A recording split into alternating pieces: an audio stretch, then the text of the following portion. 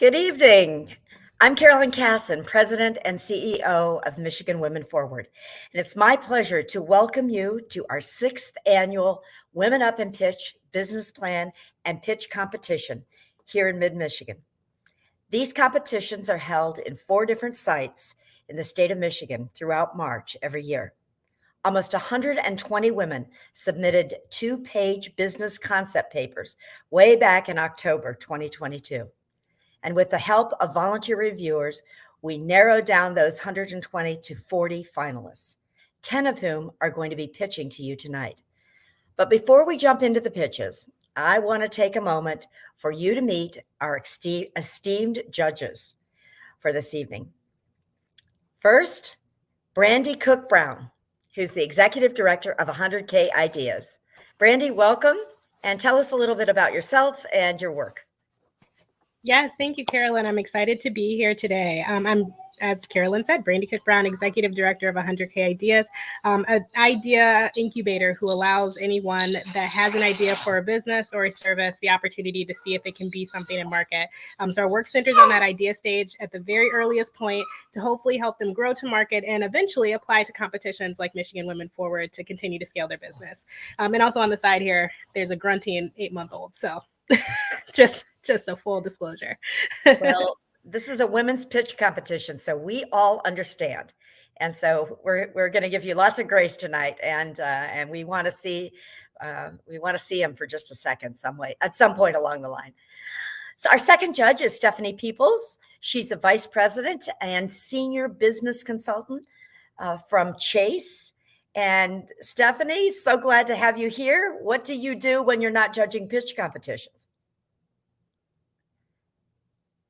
Oh, you're on mute. Uh-oh.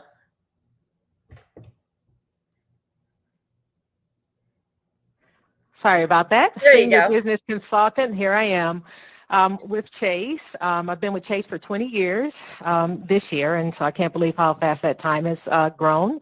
But I'm a senior business consultant working with minority businesses with Chase, offering one-to-one coaching and consulting, helping them with access to community resources and banking solutions and relevant education, utilizing our 5-pillar mentor support. So we use it with operations management, cash flow management, business development, access to capital, and then also building trusted teams.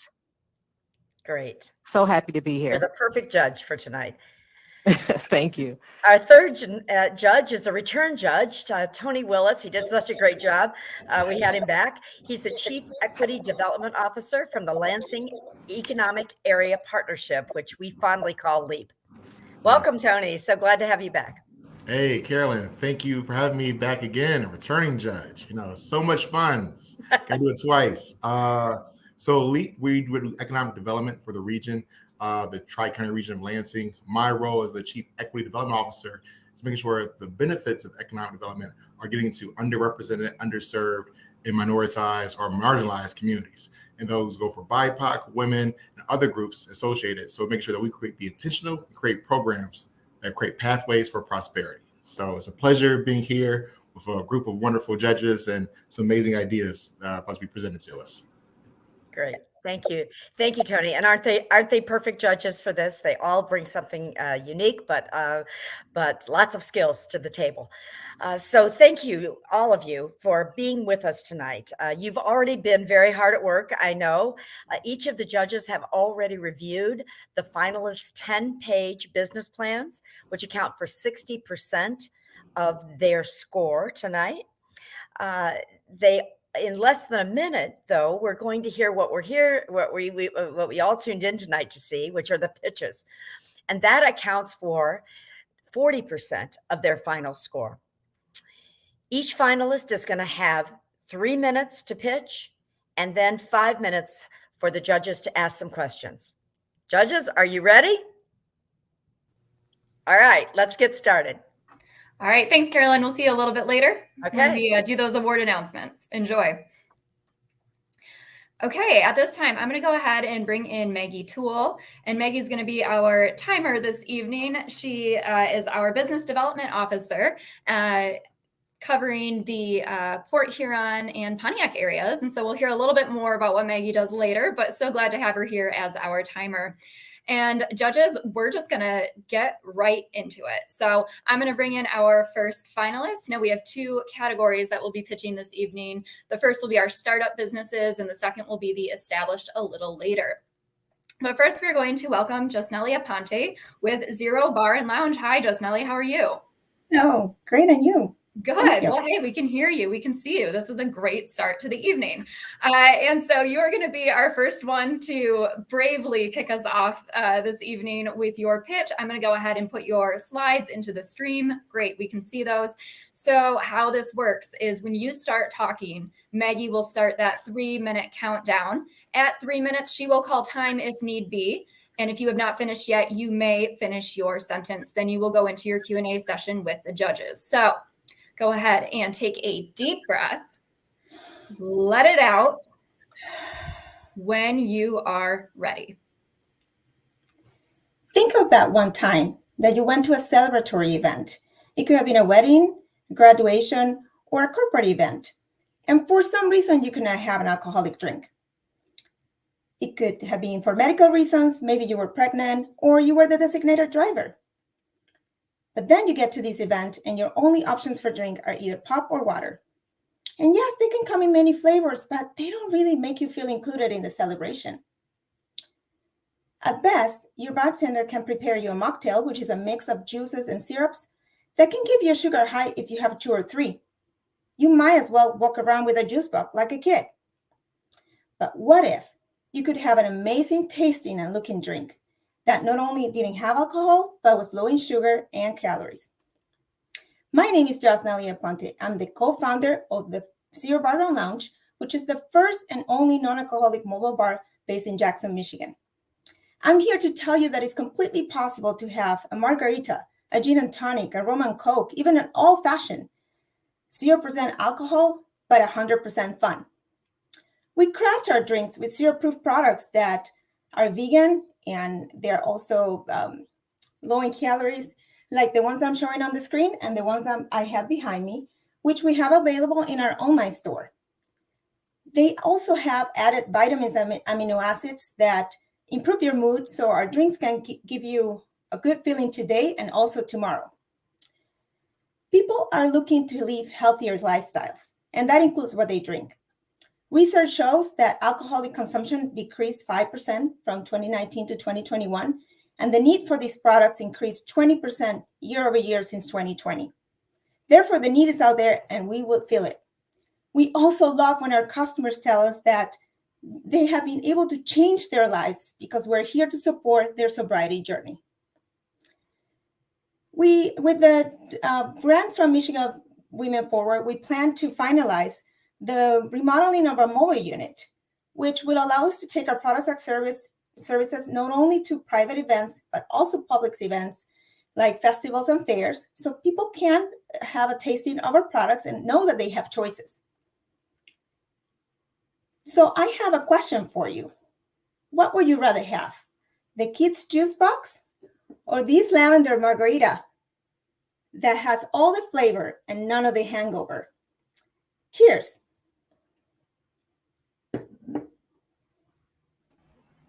Great job. You had 22 seconds left on the clock. All right, Josnelli, I would take one of those right now in a heartbeat. That looks fantastic. Okay, so right now, great job. Way to kick us off. So now we're going to go into that Q&A with the judges. So we'll start with Brandy, then Stephanie, then Tony. And so our judges have some questions for you. Thank you. Hello. First, great job. And also I echoed that sentiment. It would be great to have one of those over here as well. That's the, joys of online. How many events have you done so far? And I know you mentioned a couple of, a little tidbit of feedback that you've gotten from customers already, but from those events you've done, what has that feedback been like? Yes. So we started out last September with our first event, which was a fair, public event, and it had great receptivity. It was the Hispanic Heritage Festival. That was the first one in Jackson too. And we sold over 100 drinks in that event. Since then, we have had a couple of events a month with different themes, kind of testing the market. So our biggest surprise is that people have no idea that these products exist. So part of what we're doing is education. Like we say, you can have a margarita without alcohol, and they're like, what? So that's part of what we're doing. We're educating people in these products, kind of giving them tasting. And we actually have an event on Saturday that will gather sober groups from Kalamazoo, Detroit, and Lansing, a sober social. So that will be fun, and it will be a great time to meet new people. Thank you. So my question, and awesome job. Thank you for sharing. What specific products are you selling online? And then how also did you come up with the idea for this brand? Yeah, so the idea came out in two parts. My business partner is a visionary. She's an entrepreneur. So she was the one who came with the idea of having a mobile bar. But then she added it should be non-alcoholic, inspired in my own sober journey. I've been sober for 2 years, and I have been researching these products for that long, and have been sharing publicly with my friends. And she just combined what was in her head with what she saw from my posting and came up with the idea. So I'm the accountant, so I kind of kill her ideas all the time. She's the visionary. Then we sell these products online, like the individual, like the zero proofs, and also the mixers. And we provide recipes for our customers. And currently we only deliver locally. So people who come to our events, or we deliver ourselves locally. The idea is that we will expand to shipping at a later stage. All right, thanks. Thank you for sharing. Thank you. Yeah, I echo Stephanie. You did a great job in your presentation, and your business plan was amazing.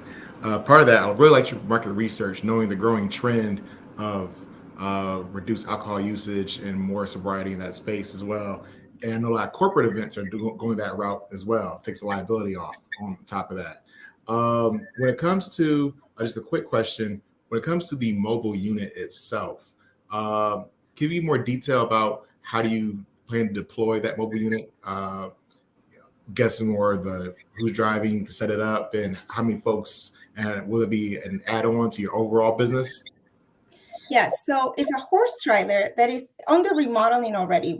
My business partner bought a $1,600 trailer, so it was pretty rough and it needed some work. So it's being worked out to have the setup as a bar, and we have the learning of having set up the bar in a tent. So we know the layout that we need to be able to serve customers. And as I mentioned, we have served in these festivals over 100 drinks, so it's completely possible. We currently have one bartender, which is actually my husband, so he doesn't get paid. And we have been able to accommodate to the need of these drinks in the different events that we have, depending on the setup. So the idea of having the mobile bar is that we could have these in addition to, if we have more invitees or guests, we could have the outside bar as well. It has an extension as it showed in the prototype. So people could be near the mobile unit within the bar of the unit, or we could have a lounge. That's the piece that is extra in these. It's not only a bar, we have a lounge. We actually whole setup for this event in the Hispanic Heritage Festival. It was super fun. We had a whole living room basically that made the ambience of having a bar. So you can have the same conversations you have when you're having an alcoholic drink without the alcohol, and still have fun. Thank you for that, Jasnelli. We look forward to seeing you at an event sometime in the near future here. Thank you. Me too. Okay, assuming we have a little bit of time, Maggie, are we good? Okay, does anyone else have another question? Okay, all right. Well, Jasnelli, again, congrats, great job, way to kick us off strong, and we will see you a little bit later. Enjoy, kick back and enjoy the rest of your evening now. See you later. Okay.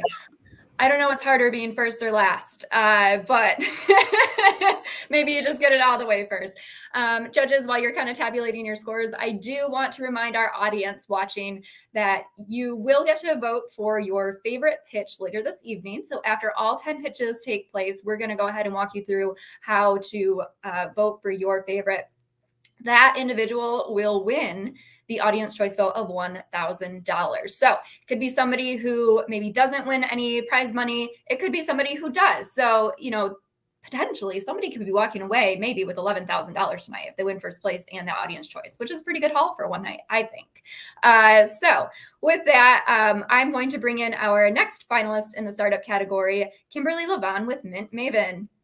Hi, Kimberly. How are you? I'm good. How are you? Doing well, thanks. Thanks for joining us. We are going to put you in our big layout so that we can see and hear you really well. Perfect. Okay. So how this works, Kimberly, is when you start talking, our timer will start the 3-minute countdown. If need be, at 3 minutes, we'll call time and you can finish your sentence if you haven't already finished, and then you'll go into your Q&A with the judges. So go ahead, take a deep breath when you are ready.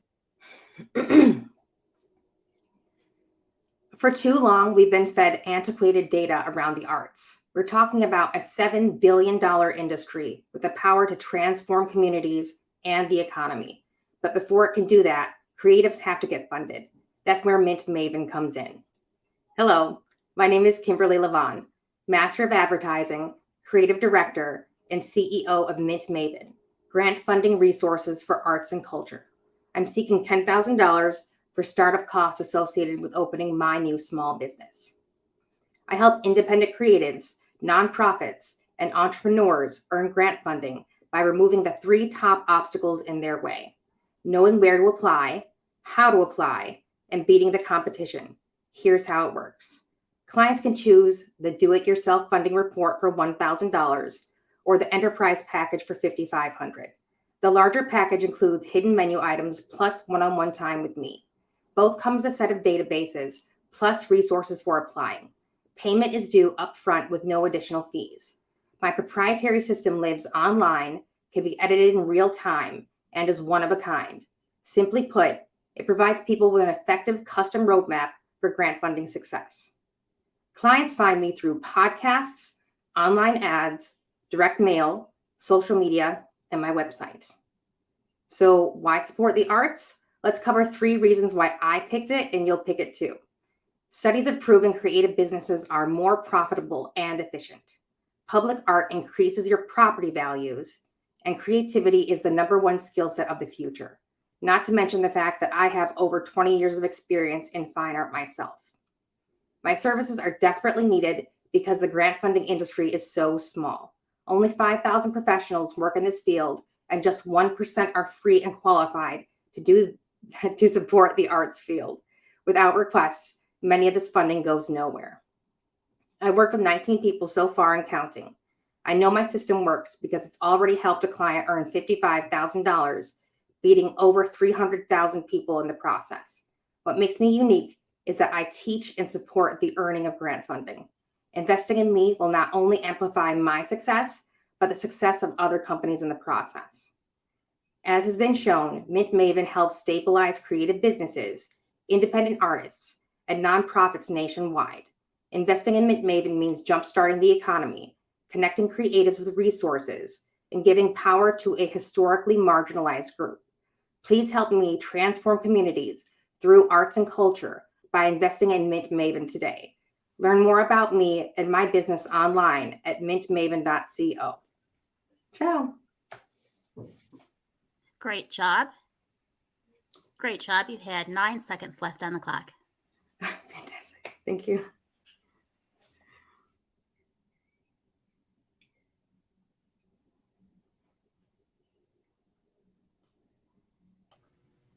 All right, judges, we can start asking questions now. So let's go.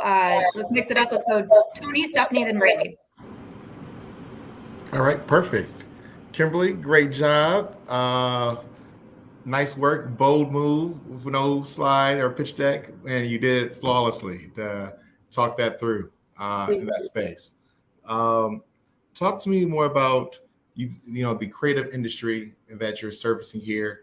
Can I hear more about one of the wins? You mentioned that, and tell me a little about that business if you can, and kind of make that story connection between what this type of individual is and how do they get funded, and what does that funding look like into their business apparatus? So I can't speak specifically about the businesses because they're under contract or NDA, but I can say that a great number of the people I've helped have been women, people of color, people with disabilities, small town folks. I work with people in Texas, Michigan, New York, California, and 90% of them are either in the startup phase or they've been in business for about 3 years or longer, working on really passionate projects like helping their communities and creating videos for people with disabilities and creatives who need other support as they're out working, like culinary artists, gallerists, arts and culture, like the Arts Council in Lansing. So it's a really wide range of people. And I'm really excited to help more. And people who are coming in now are some filmmakers from LA and a video company locally to Lansing. Perfect. I appreciate that. And I definitely understand the limited disclosure. But that's a great overview of who clients may be and what their impact is. Awesome. Thank you. Thank you so much, Kimberly, for sharing. I had a couple of questions reading through your business plan, and I wasn't quite clear on the software. So can you kind of go a little bit more into the software? Do you currently have it built out, or is it something that you're looking to continue to build out? And if so, is it proprietary software? What's the difference between your clients going and search for the information on their own and then going through your specific software? So currently how I've set up everything, it has never been done before. So there are softwares through like GrantStation and other grant making professionals, but they don't operate as mine does. Theirs is completely on their website. It's not editable. There's a big learning curve. There's a bunch of, it's kind of like going back to school just to learn how to use it. And then you have to do months of research within their databases to find the right grants that could take up to 6 or 8 months or longer, depending on if you don't find what you need. And then you still have to figure out how to apply, which they don't help you do that. They just keep a listing of the grants that they have available and that you've applied for. They don't really offer any kind of supportive materials outside of blog posts or kind of speakers that they've had in previous visits. So my software is built on a software called Notion. It's kind of like a mashup of all of your favorite data collection tools. So like Excel, Google Sheets, all of that kind of all into one, really visual. It's editable in real time. So when people log into it, if something doesn't look right, they can change all of the photos, they can change the content, they can change the layout to fit their needs. And I found that works really well for people with ADHD, with disabilities. So it's really versatile, so it can help everyone. And that's why I chose that. And that's what makes mine different. And because it's so editable, like Notion is its own software. I built my platform on it, but I can move it to other platforms if needed. Awesome. Thanks for sharing. Thank you. I will go quick. Great job, Kimberly, on this presentation. And one thing that I was curious about in your plan was, what role do you play because I know not every artist has maybe their business actually set up to, possibly be eligible to receive grants. Is there any support that you provide to kind of close that gap for people that may not have all the qualifications initially, but then, through some help or at least some tip guides or something, be able to be ready to receive that funding? Absolutely. So that was one of the biggest hurdles I identified early on, was that we can collect all the data we need or the documents from the business. We have the business owner and we have the grant, but if they don't fit all those checks and balances, they will waste time and so will I. So to fix that, I've added a checklist of questions on Calendly. So the very first thing that people see is, do you fit these parameters? If so, awesome.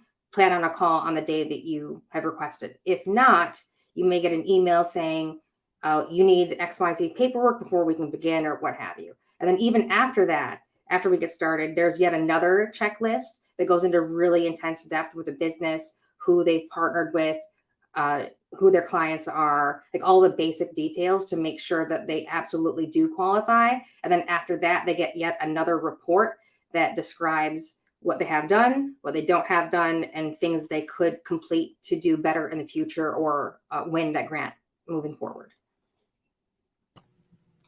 Okay, Kimberly, I think that's all the time we have. So thank you so much. Great job. We'll let you go back to the Zoom room with the other finalists, and we'll talk to you a little bit later. Thank you.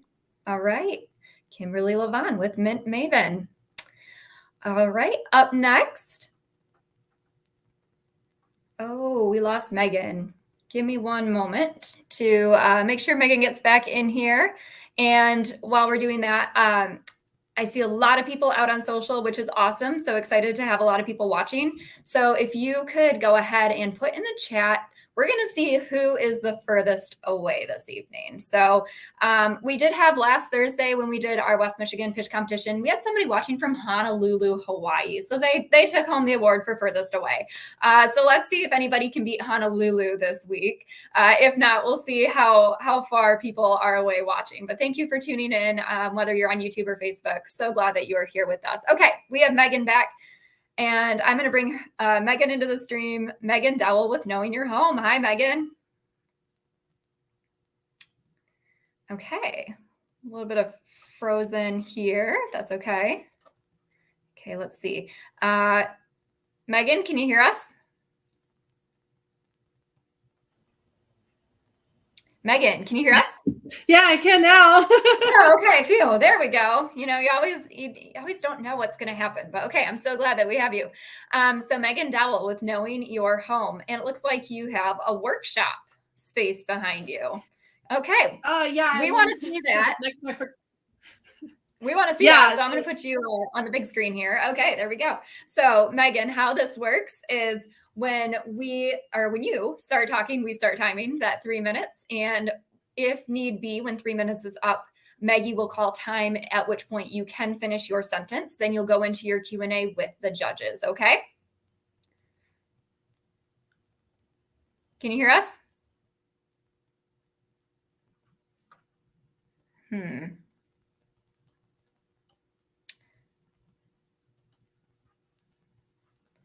Okay, we lost her again. Let's try one more time.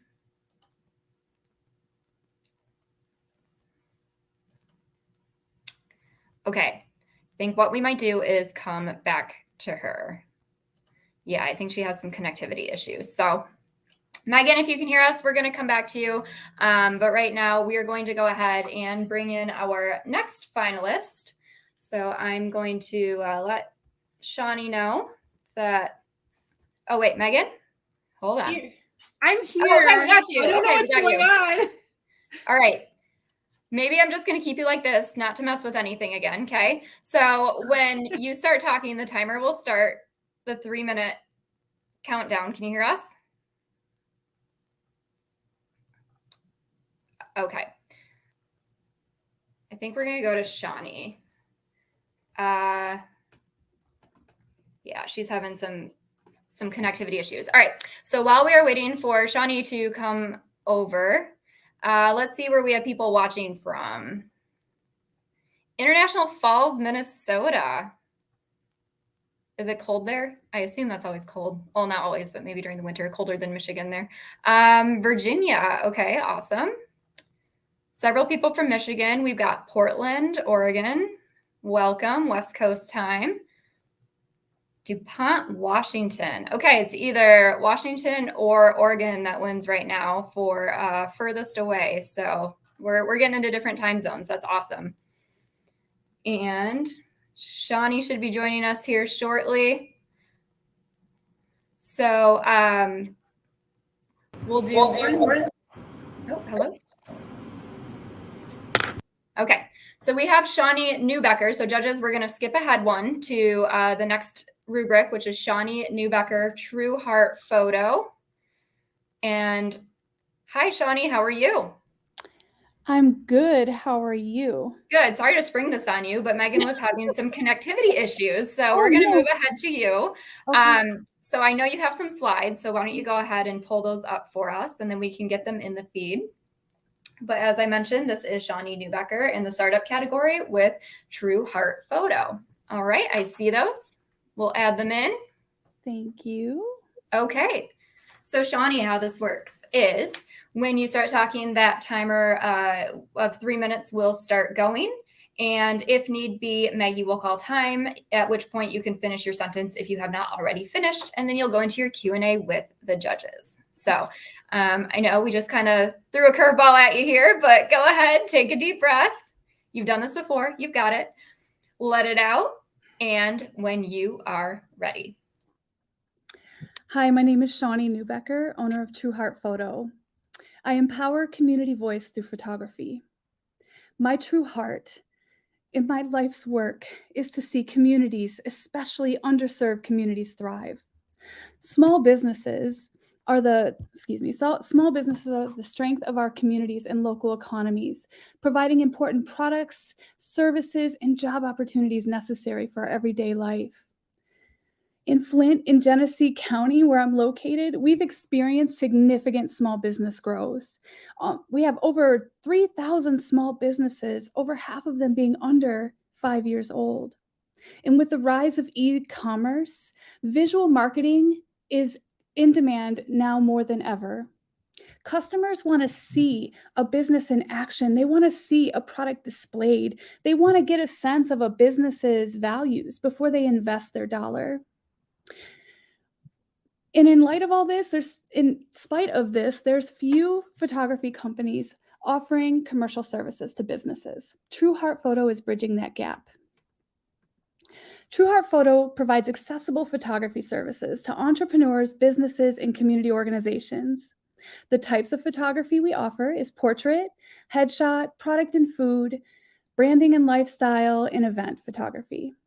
What makes us unique is that our focus is on capturing the resilience, the story, the true heart, the vision of our clients, and capturing the strength and the beauty of our communities. Our photos are helping to build community pride and establish trust and confidence between our clients and their target audience. Last year, I captured over 30 small businesses and organizations with excuse me, in 20 events. It was exciting. It was a great start, and I anticipate growth ahead. I'm already positioned for 20 small businesses and several events this year. My ask for you tonight is that you would invest $10,000 into True Heart Photo, that you would invest and help me as I help entrepreneurs launch their dreams, and I help businesses build their businesses, and I help me to shine a light on the heart of community and culture. I will be using the funds to get legal help with contracting and creating contracts and licensing, and also hiring a CPA, and also investing in some equipment and some courses to help build my skill set. I cannot tell you how much I appreciate your time in helping me to invest in the true heart of community and business. Thank you for helping us all to win. Great job. Right on time. Thank you. Okay, and now we have time for the judges to ask some questions, Shawnee. So we'll do the Brandy, Stephanie, and Tony.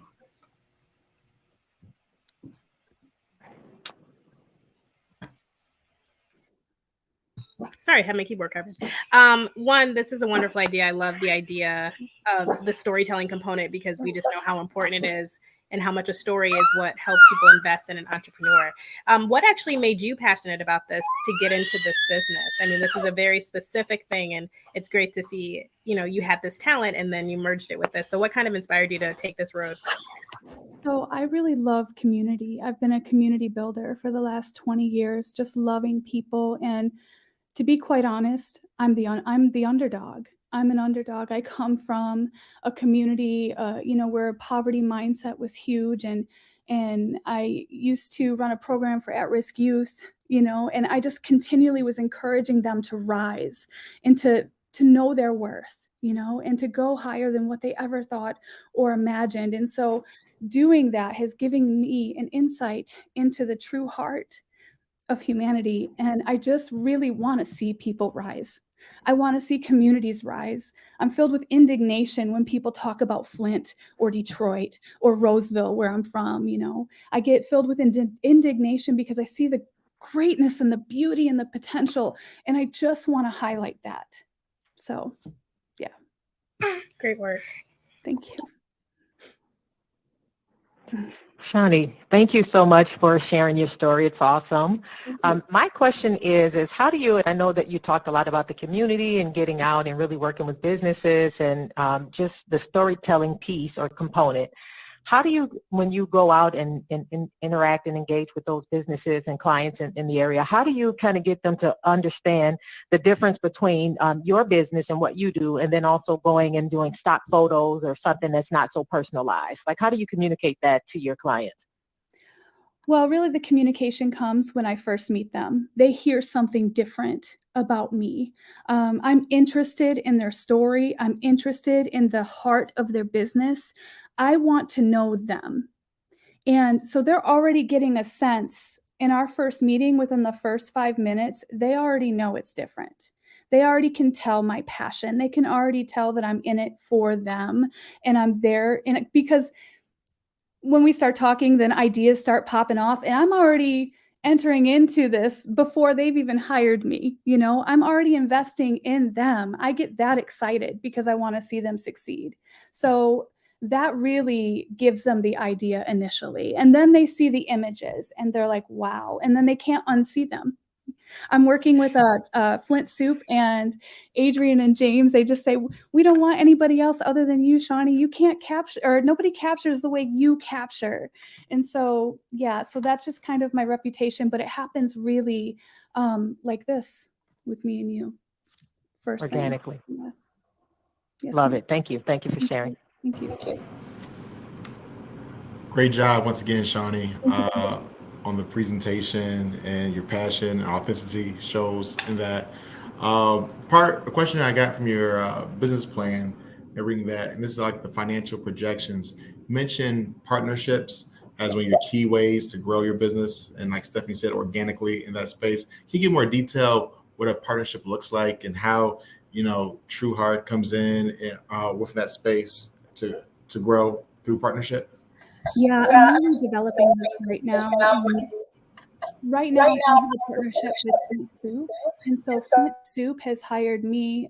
Flint Soup is an organization that is like a seed program for local small businesses and ideas, and it gathers community together. The community votes, so you get to hear the idea of different small businesses.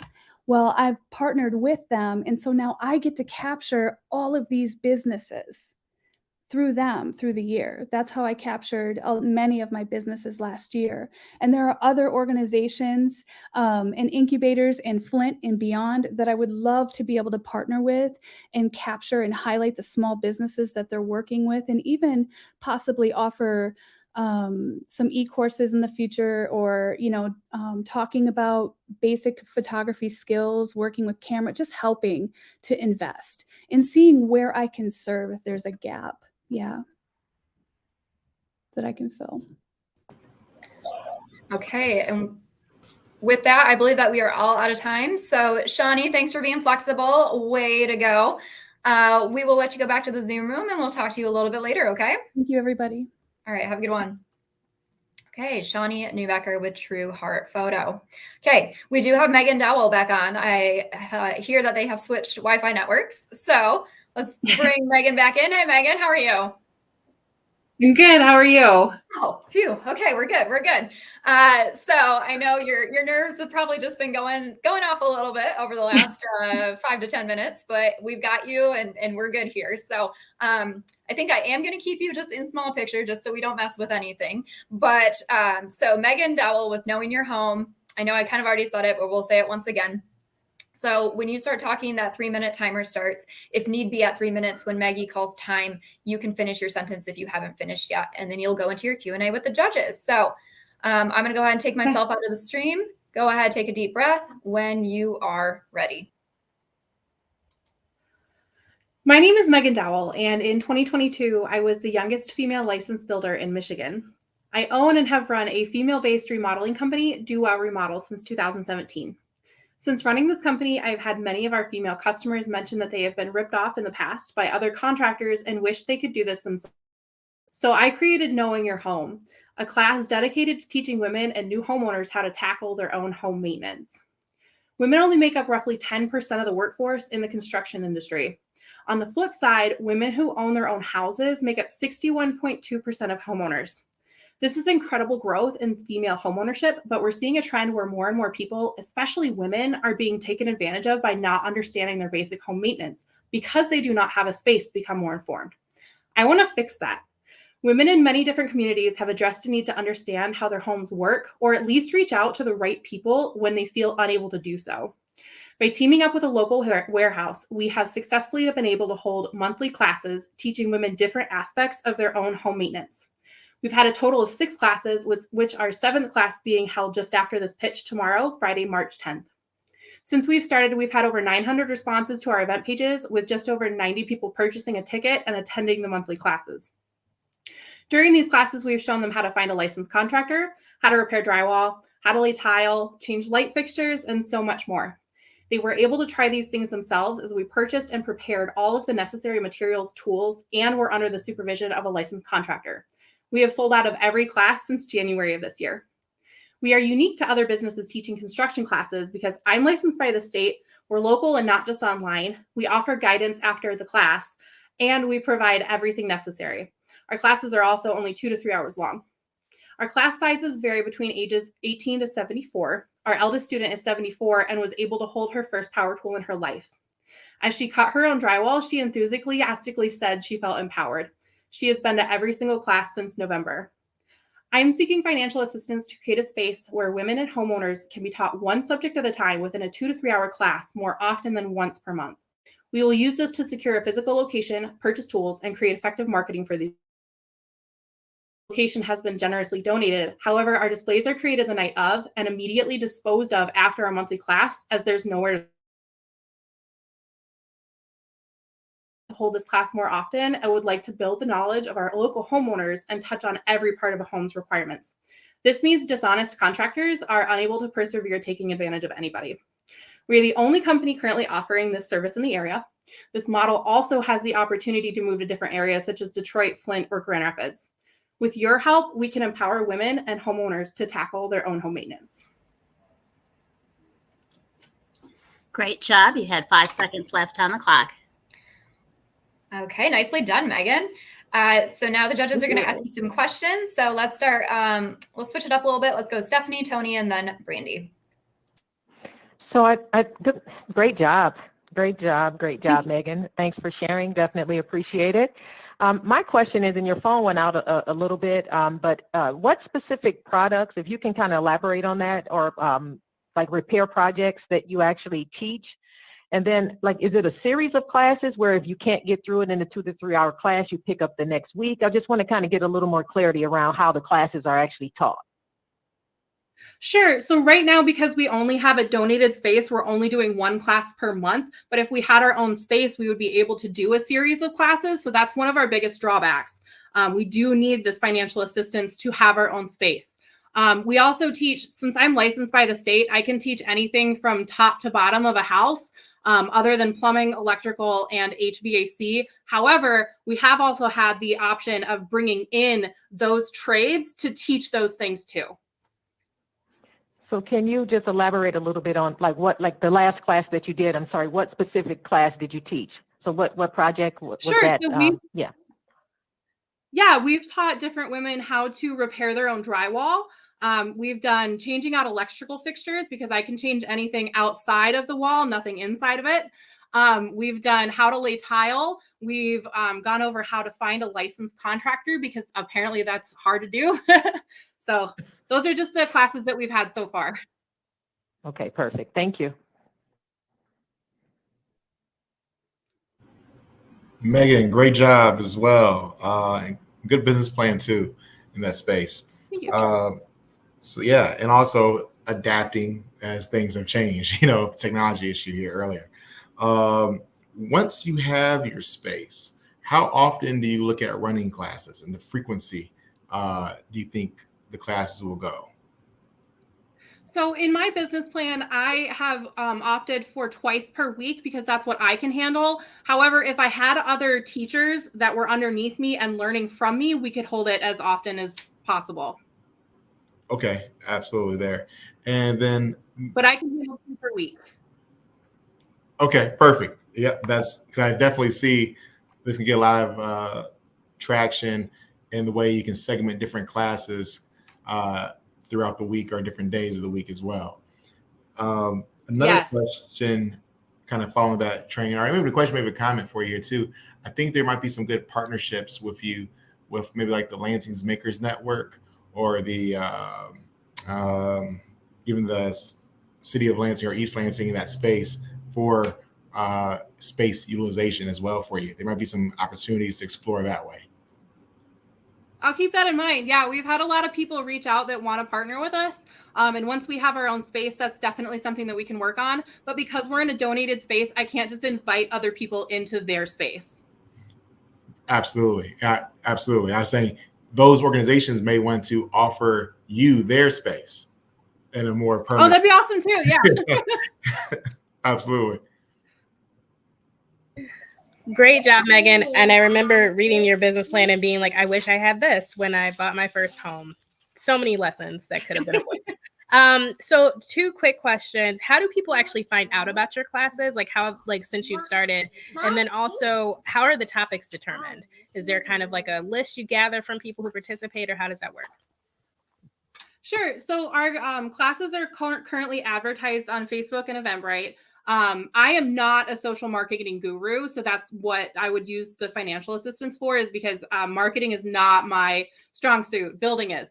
And then so our classes, at every class, we have a survey, and actually the students have been picking what they want to see next.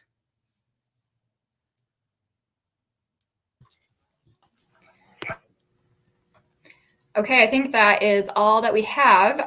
Judges, thank you for those questions. And Megan, as Tony said, thank you for being adaptable. Way to go. And we'll let you get back over to Zoom. We'll let you relax a little bit and talk to you a little bit later, okay? Great, thank you. Okay. Okay, and our final finalist to round out the startup category in our first round of pitches this evening is Yolanda Anderson with So Crafted. Hi, Yolanda, how are you? I am good. How's everyone? We're doing well, thank you. I'm going to go ahead and put your slides into the stream here, okay? And how this works is when you start talking, Maggie will start that 3-minute timer. She'll call time if she needs to at 3 minutes, and you can finish your sentence if you have not already finished. And then you'll go into your Q&A with the judges. So go ahead, take a deep breath when you are ready. My name is Yolanda of So Crafted, where I love everything sewing and crafting with a focus on representation and sustainability. My business has 3 aspects, the first of which is a service in terms of sewing lessons. So if you've ever had a pair of pants that were just dragging the ground, or maybe a maxi dress that was too maxi and you stepped on it all day, that's what I can help you with. I can help you alter that jacket, that skirt, those slacks, those jeans, so that they fit you and your body and not society's definition of your body. The next aspect of my business is in terms of products. So if you've ever gone to a store and wanted to purchase something that reflected a part of your identity or your culture, your heritage, and you couldn't find it, that's what I provide. So whether it's a bookmark that says pride, or maybe a hoodie with a cultural silhouette, similar to the shirt that I'm wearing now, that's what I can help you get. You won't have to go very far to find it. The third aspect of my business is with sustainability. So maybe you need a new bag for work, whether it's a messenger bag, a briefcase, a tote bag. I can make or teach you how to take a $20 leather coat from Goodwill and turn it into that bag that you need, keeping one more item out of the landfill. So let's talk numbers. 60% of craft sales in the United States is simply with fabric. You can see the number there for the global apparel market, but it's actually increasing and exceeding that, with the US leading that market at $321 billion. The sewing machine market also projected to increase. We all know someone who bought a sewing machine during the pandemic, and right now it's at $591.5 million. If private sewing lessons follow the trend of the art class industry, then that revenue will continue to increase as well. So whether you're creating items from scratch with fabric by the yard, or you're taking off-the-shelf items, sewing lessons are right in line with that. And further, the growth in the secondhand and resale apparel market is in line with the vision and the mission of So Crafted.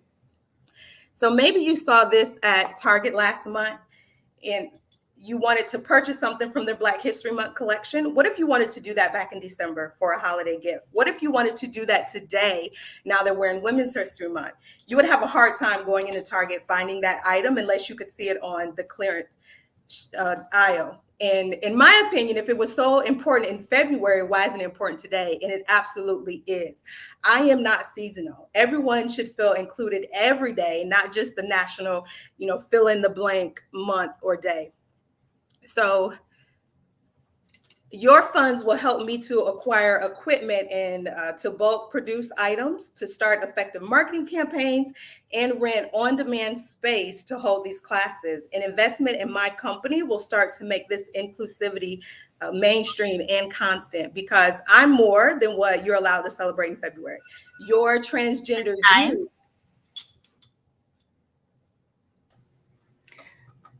Okay, Yolanda. Now we will go into Q&A with the judges. So we're going to go on my screen. Let's go Brandy, Stephanie, and then Tony. Awesome job, Yolanda, and beautiful clothing featured in those photos. My biggest question, you had mentioned equipment is one of the things you would use the funding for. How would that new equipment impact, your output and kind of your bottom line? The equipment I have now, let's take embroidery. It's a single needle embroidery machine, so I can do something one at a time. But if I had something like a 10, 12, or 15 needle embroidery machine, I have a bigger hoop and I can put 5, 6, 7 items in a hoop at a time. So it'll increase production in that way without taking that many more hours to do it. Thank you.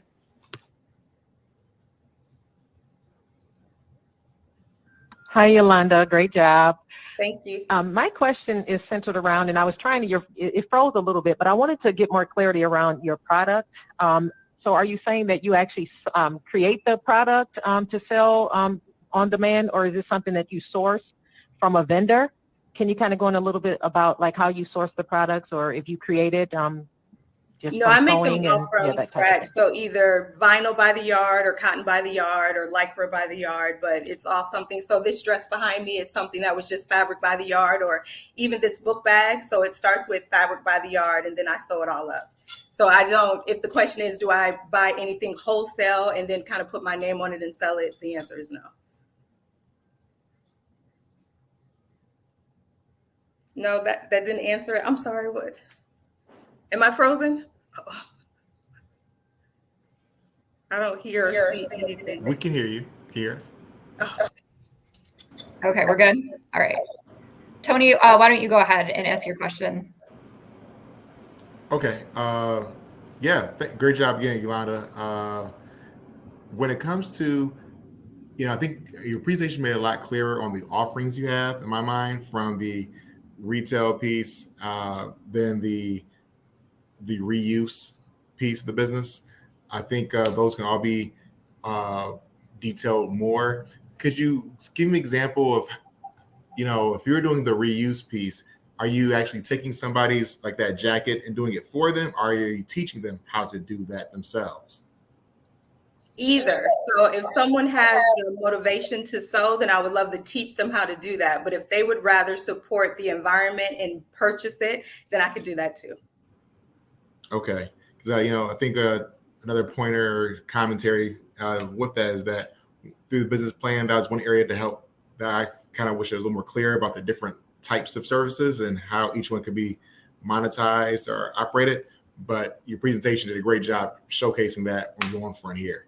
Thank you. So I will say for each item that I make, that would be something that I would be willing to teach someone how to do. So even if I make a dress for me, if you want to make your own me-made wardrobe, then I want to teach you how to do that. Okay, that's perfect. I think Stephanie had a follow-up question as well, maybe. If not.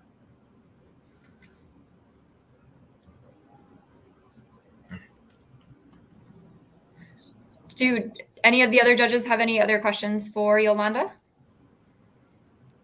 No? Okay. All right, Yolanda, thank you for rounding out our startup category. You did a great job. And we will let you go back to that Zoom room with all the other finalists and see you a little bit later, okay?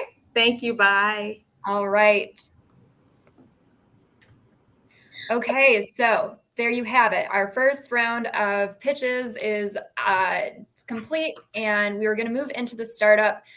In just a few minutes right now, we're going to take a short break and allow the judges to tabulate their scores. So we will be back here in just a few. Everyone get up, stretch, take those breaks, grab some refills, and we will see you back here. Thanks.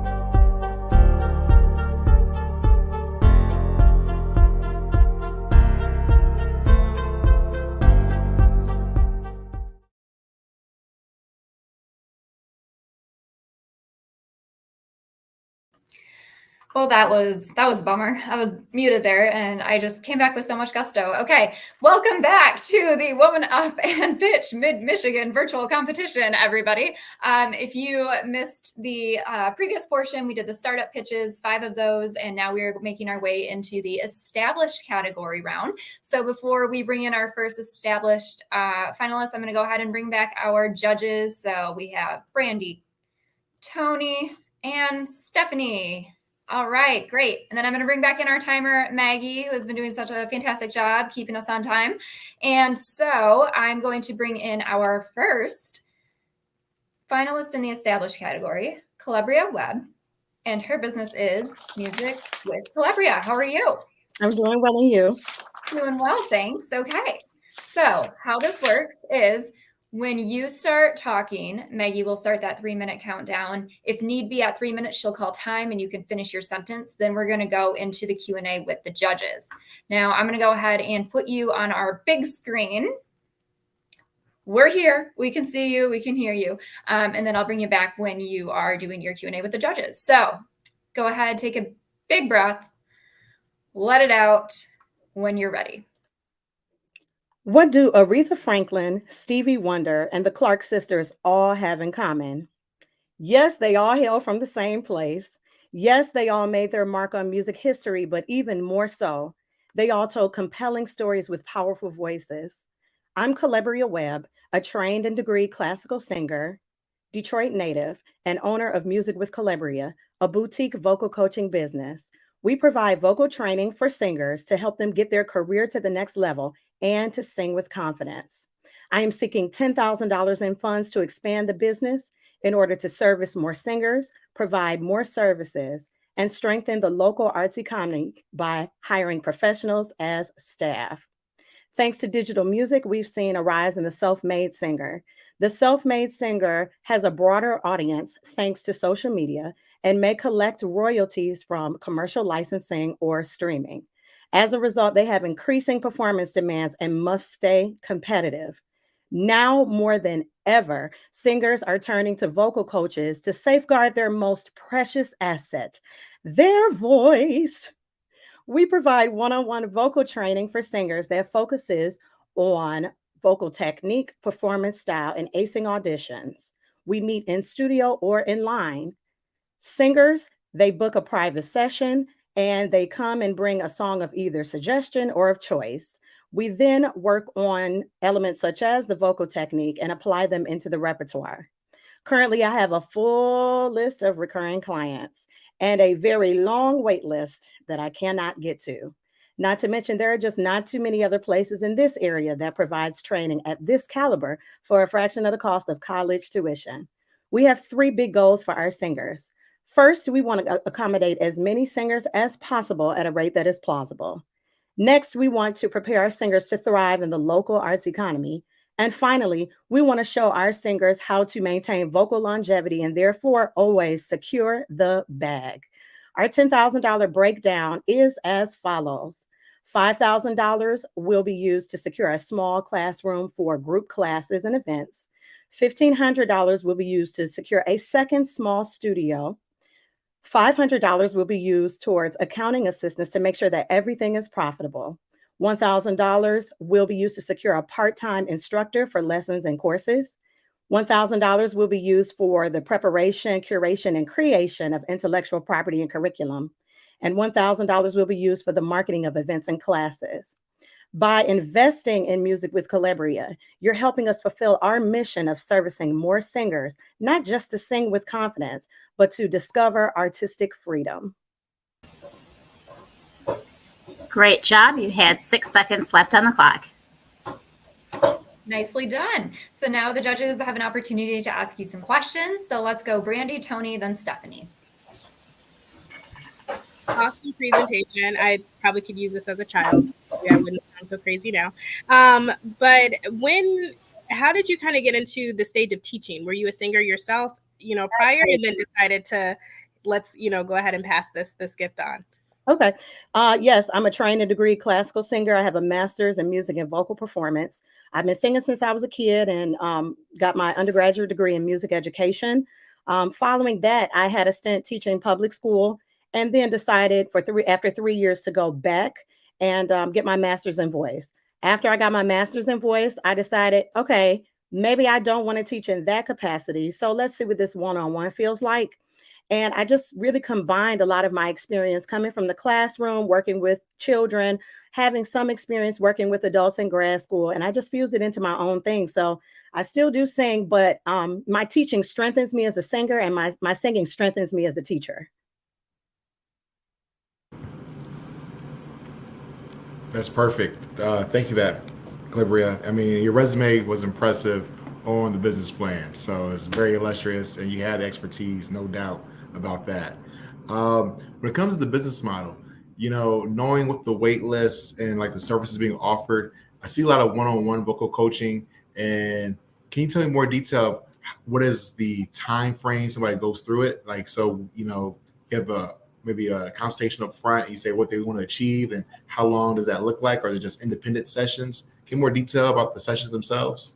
So the one-on-one sessions are definitely independent, and it really is tailored to each client. Before I meet with anyone for the first time, I usually hop on the phone with them and get a really quick grasp of what they're looking for, how long they want to take to achieve it, whether it is a short-term goal or a long-term goal. And then from there, I just sort of reverse engineer. By the time they come and meet with me for the first time, I already have a very vast picture of what they want to do. They've already told me what their interests are, what they like to sing, what they don't like to do. So then we do a lot of tinkering. The great part about it is that once you're trained in the voice, you pick up on a lot of things orally very fast. And so you can skip some of the things that you know that they don't immediately need. And then you go straight into some of the things that will either strengthen what they do really well or remediate what they may not have at all. And so usually for some people, as long as they're doing their own diligence at home too, they can really meet those goals in several months. They start to hear and see progress. And really, a big part of it is the confidence piece. Within those few sessions, their confidence is through the roof. And so they figure out, oh my gosh, I never was able to do this before. I never could hit this note before. I wasn't able to sing in front of these people before. And now I can do it. So it really doesn't take long. But for the consistency model, you do want to make sure that you're attending all of your sessions and making sure that you're doing your due diligence on your own, but also just kind of keeping that motivation up. So that's really the one-on-one model. Thank you. And so my question, Kelbria, great job, great voice, beautiful voice, is to pick up on what Tony just asked. Can you kind of spell out, I was trying to understand based on the business plan. I know that you said you do offer group classes and the cost was $150, I believe, per, and I was trying to understand, is that per participant or is that for the entire group session, or how is that rolled out?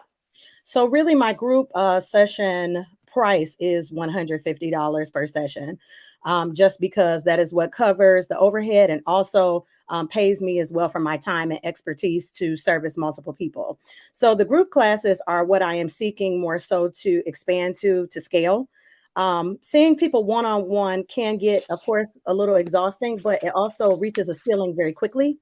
And right now, I don't have a consistent space that is my own to meet in small groups. However, I do have a lot of people who are interested in those smaller group classes who may or may not be ready to do the one-on-one thing or may not have the money to totally commit at that time, but they can do something that is a short-term workshop so that they can get their big toe really in the water and then go from there. So really just my hourly rate is about 150. But usually my classes, I would imagine them to be more so 2 hours, just because there's multiple people in there and you still want to have that feeling of individualized attention.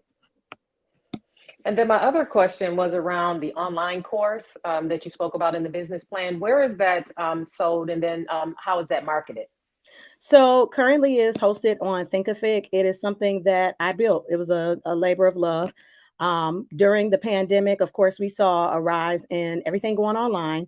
And so I devised this course, and it basically helps singers troubleshoot themselves when they're having some of their faults. And again, if they are not in a position to meet with someone one-on-one, either for cost at the moment or just in terms of time. So what it's marketed through is through a private podcast. So the private podcast goes out, and then people subscribe to the podcast. Then they are put onto a mailing list, and then there is a launch from the mailing list. So the podcast really acts as a masterclass webinar. And I just decided to be a little more creative. And since I do so much with Aro anyway, I thought the podcast model would work great. So currently, right now, I am only doing that maybe once a year, just because that's what I can manage right now. But I do plan to ramp that up as well to achieve more distance clients who, of course, may not be in the immediate area that I service in person. Okay, thank you, Calabria. Nicely done. We're out of time. Way to kick off our second round of pitches this evening. We'll let you get back to the Zoom room and we'll talk to you a little bit later. Thank you. All right. Okay, that was Calabria Webb, music with Calabria. Up next, we have our second finalist in the established category, Christina Lidke with a story. Hi, Christina. How are you? Hi, everyone. All right. I'm going to put you on the big screen so we can see what's behind you. All right.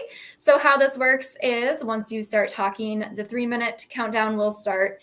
And if need be, Maggie, we'll call time at 3 minutes. You can finish your sentence. And then you'll go into your Q&A with the judges. So we'll just go ahead and get things kicked off. Go ahead, take a deep breath. And when you are ready. Great. Hi, everyone. Happy International Women's Month. My name is Christina Lidke, and I'm the CEO and founder of A Story, a women's clothing brand that empowers women to tell their community stories in style. Over 70% of women are proud of where they live and travel to. However, from a tourism wear perspective, the vast majority of merchandise available to women across cities and airports are t-shirts and hoodies. Given the Astoria consumer is between the ages of 35 and 65, she is past the age of t-shirts and hoodies. However, she wants to tout her hometown pride as well as where she travels, just in a much more stylish way. So I created a brand of apparel and accessories that leverage iconic licensed city artistry and photography that is then placed on our high-quality fabrics, our gorgeous and unique and original patterns that are also reversible and multifunctional. For example, this is our best-selling Detroit poncho. This is the gorgeous Detroit skyline on it. It's reversible with black on the inside, and this is one of our favorited travel items. The other bestseller that we have here is our Detroit pencil skirt. We just have a different version of the Detroit skyline. This is also reversible, and this can be worn to the office as much as it can be worn out at night. And these are just a few of our favorite bestsellers here in Detroit, Michigan, as well as we have other cities and prints that women love. Since A Story was started in 2020, I've been able to double our sales each year, have had 0 returns, and increased our profit margins year over year, especially in the Michigan market. If I were just to take the success that I've had here and scale it across multiple cities and states, this would be a 7-figure business. I believe that women deserve to be able to walk through airports and cities and purchase something they are proud to wear and can't wait to give as a gift. Women deserve to share their stories because when someone stops them on the street and asks, "What city are you wearing?" when she's wearing an A Story item, she is sharing a story of community pride. And this is where the $10,000 pitch competition award comes in from Michigan Women Forward. This coming April, I was invited to attend as a vendor a lucrative trade show in Chicago, which is a brand new market for me. $5,000 would be spent on inventory, as well as new prints like this gorgeous Lake Michigan scarf, on top of our other spring and summer merchandise. The other $5,000 would be spent on strategic selling initiatives like our social media and doubling down on trade shows and pop-ups, especially locally, as we've seen so much success here.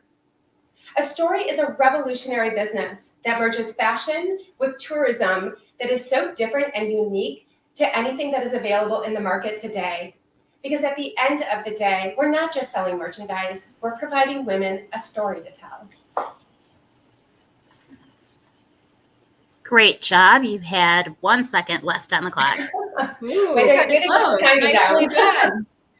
Okay, so Christina, we're going to let the judges ask you some questions. So let's go Tony, Stephanie, then Brandy. Perfect. Phenomenal job, Christina.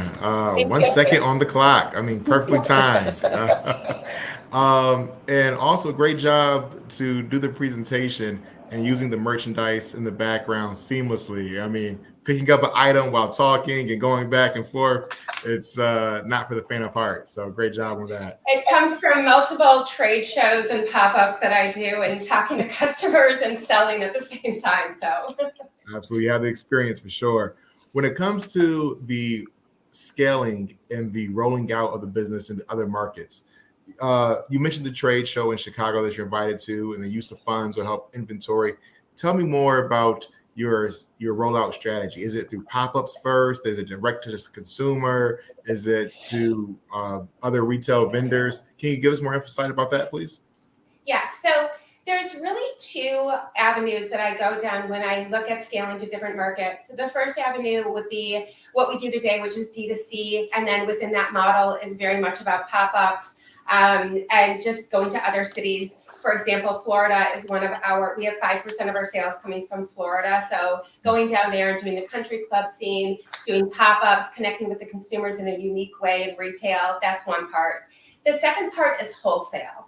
And I was in a couple stores locally in wholesale. It's just we're a small business, and price matching from what we have from a cost perspective to what we can do wholesale with did not work as lucrative as I thought it would be when I launched the brand, but that does not mean it's not off the table. So where I'm looking at wholesale is really 2024, and to scale to multiple cities would be going to trade shows, which would be Coterie and Magic and some of these things that are happening in Vegas on top of other states.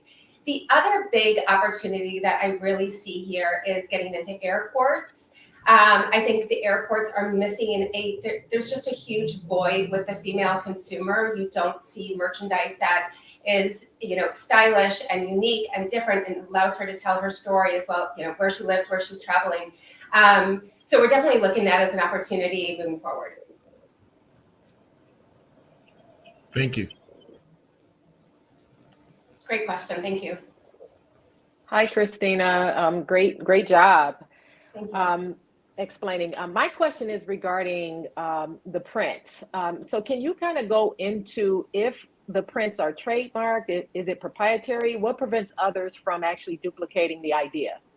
Yes, which is a great question. So right now, again, like kind of given I'm a small business, I license the prints through photography from photographers, as well as there's some open sources that out there that we license through. I also use graphic designers. The more that this brand grows, we will need to have exclusive merchandise and exclusive prints so that we are only representing our brand or this brand in general. So this would be definitely done through exclusive licensing agreements. And again, like when we look at something like airports, even stadiums, things of that nature, we will work within our designs, which are really unique and that women love, but it is about the exclusivity with licensing.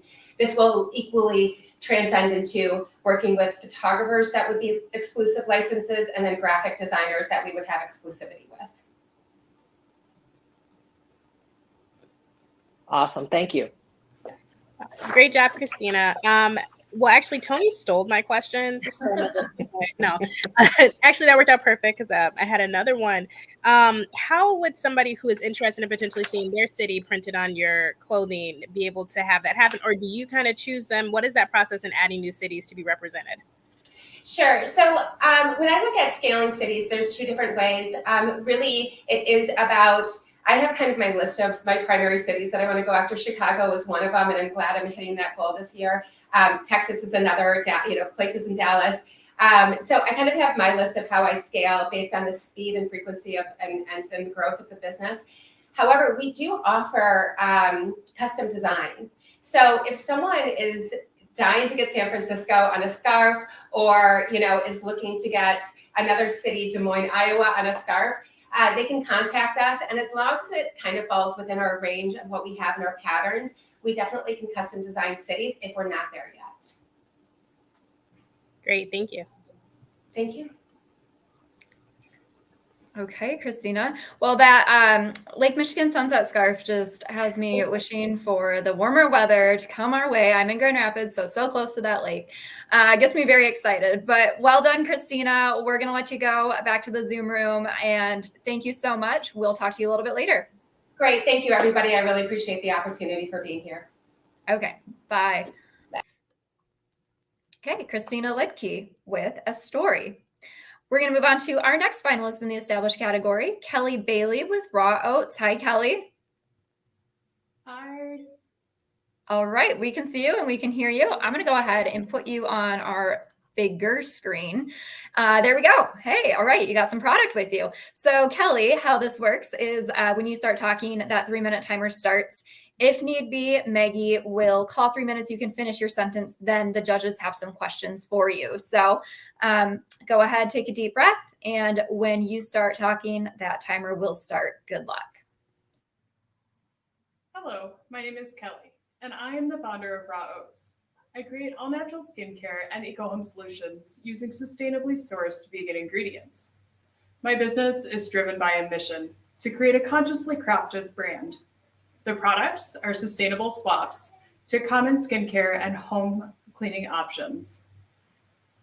They meet daily grooming and cleaning needs using sustainable ingredients and have minimal impact on the environment. In 2021, I created Raw Oats to provide my loved ones with cleaner products with fewer chemicals. I gave samples to my friends who loved the way they made their skin feel. And in the springtime, I launched my products at various markets. The eco-beauty industry is valued at $10.5 billion and is expected to grow at a rate of 8.9% over the next 7 years.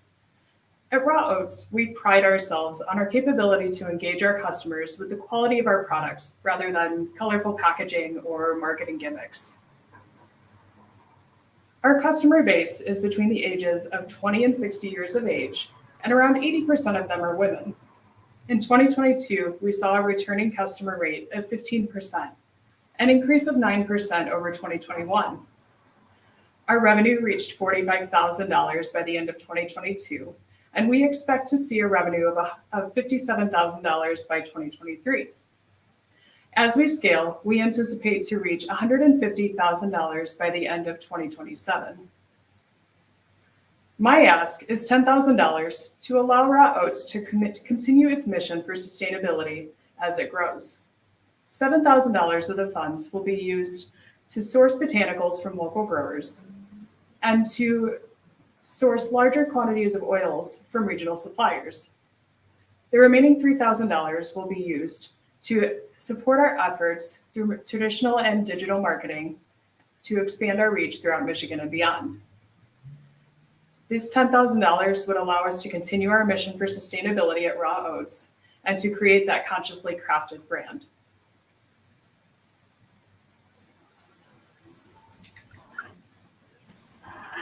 Great job. You had 45 seconds left on the clock. Okay, so Kelly, now the judges have some questions for you. So let's go Stephanie, Brandy, and then Tony. Hi, Kelly. Great job. My question is, can you give us a little more insight on how you came up with the name and then your background and experience in that industry? Of course. So Raw Oats was created not only for its mission for sustainability, but also for an eco-friendly product and for that sustainability to occur as it grows. And then my experience in the field is I have several years of customer experience, and I've done quite a bit of research on my products and the market and the demands for that market, along with what customers are looking for.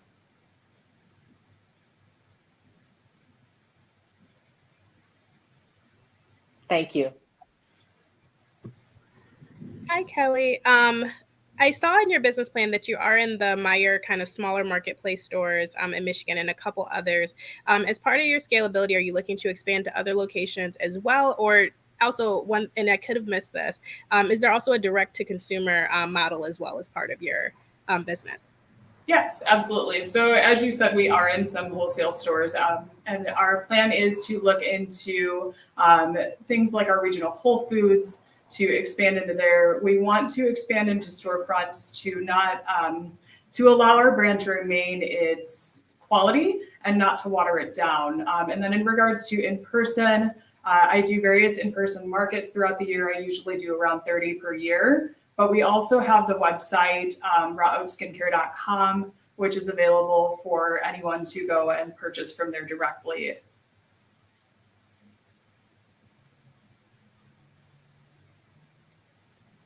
Perfect. Thank you for that, Kelly. And Brandy, you took my question like I took yours last time. So it goes both ways there. And you have a great website too, Kelly. Thank you. After reading the business plan, I did want to say I was trying to visualize what the product looked like. So I did go to your website to check that out in that space. So I do see that there. And I think you're correct when there's a demand for a product like this in that space. Part of your business plan, you mentioned uh, partnerships as part of your growth strategy. Can you further detail what those partnerships look like and how they, visually how they come together in your mind? Yeah, absolutely.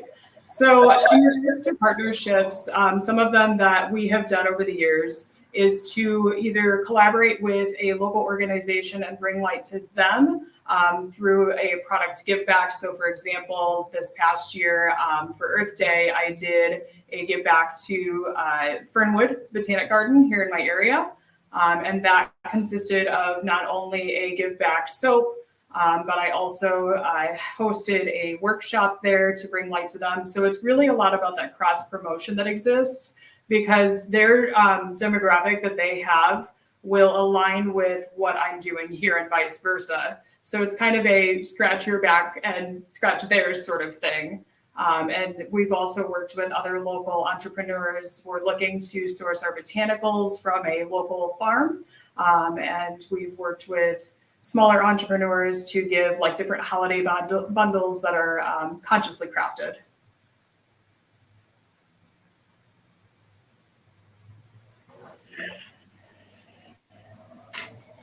Oh, Tony, you were on mute. Sorry, we were getting some feedback there. All right, you're good? If we have any other questions. One more question, anybody? Okay. Well, Kelly, great job. Thank you so much for joining us this evening. We'll let you go and talk to you a little bit later. Thank you. Okay.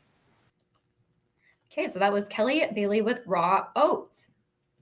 Up next in the established category, we're getting ever closer to that audience choice vote, which I know everybody is just really excited for. So don't worry, that's coming up as soon as all the pitches are over. We'll walk you through that. But right now, I do want to introduce Kristen Maxey with KVMFX. Hi, Kristen. How are you? Pretty good. How are you? We're doing well, thanks. Thanks for joining us this evening. Before I put you on the big screen here, I just will say that we will have 3 minutes on the clock, and when you start talking, that timer starts. Maggie, if need be, at 3 minutes, we'll call time. You can finish your sentence, and then we've got some questions for you from our judges. So I'm going to put you in our big layout here so we can see you really well, and we know we can hear you. We're all here. So go ahead, take a deep breath, and when you are ready, good luck. George Clooney once said, "When you go to Detroit, you see a town that is resilient, that's just fighting to win again." And there's an energy to that. Just watching a city really fighting to get back on its feet and watching the inner strength of a city is tremendous.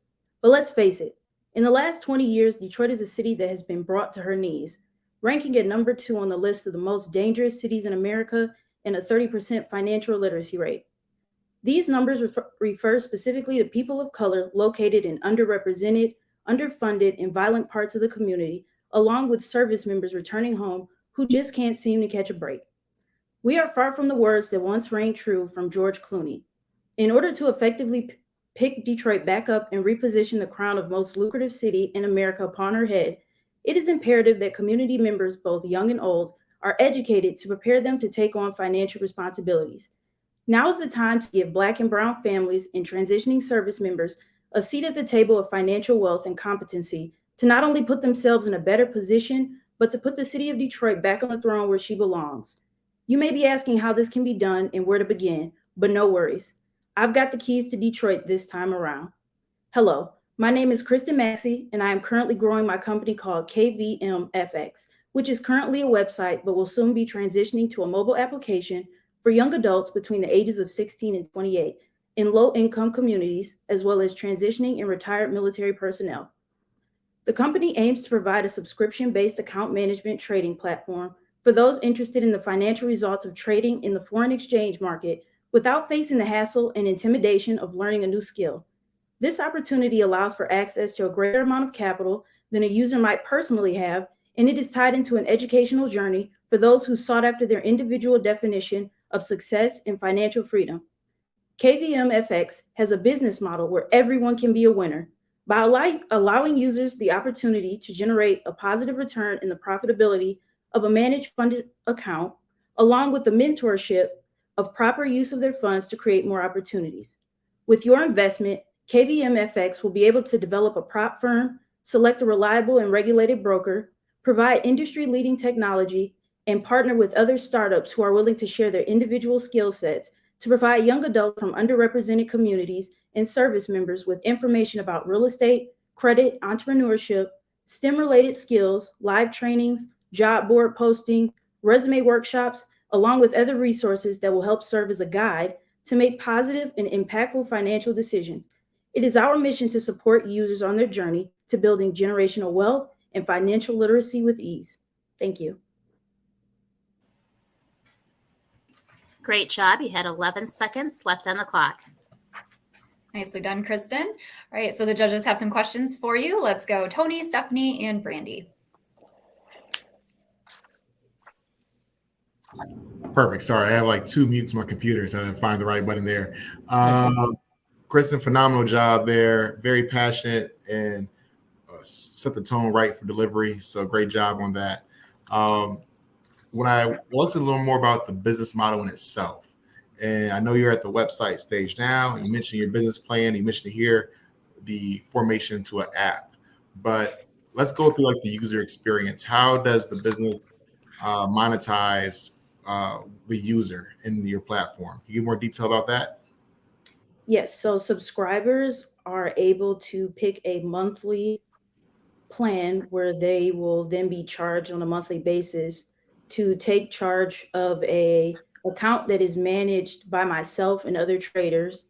And from that point on, they're also offered just resources on the other end of the app where they can learn more about ways to reinvest that money and make more opportunities for themselves and their families. Perfect. I hear that. So subscription model, you're managing the funds that way.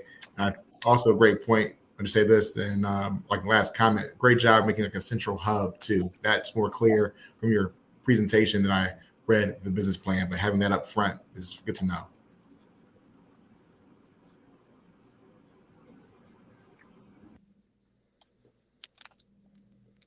Great job, Christian. And that was my question. Tony actually beat me this time. I was trying to understand the nature of the program. So is it built out? Like, is it software that's already built out that has that information built into it? I guess just a little bit more clarity around that. And then my second question is what is your background? Like, does that require like any licensing or anything like that? Your experience and how you got into, this program? So in terms of the business model, it ultimately provides a one-stop shop where people are able to take advantage of investment opportunities through the foreign exchange market.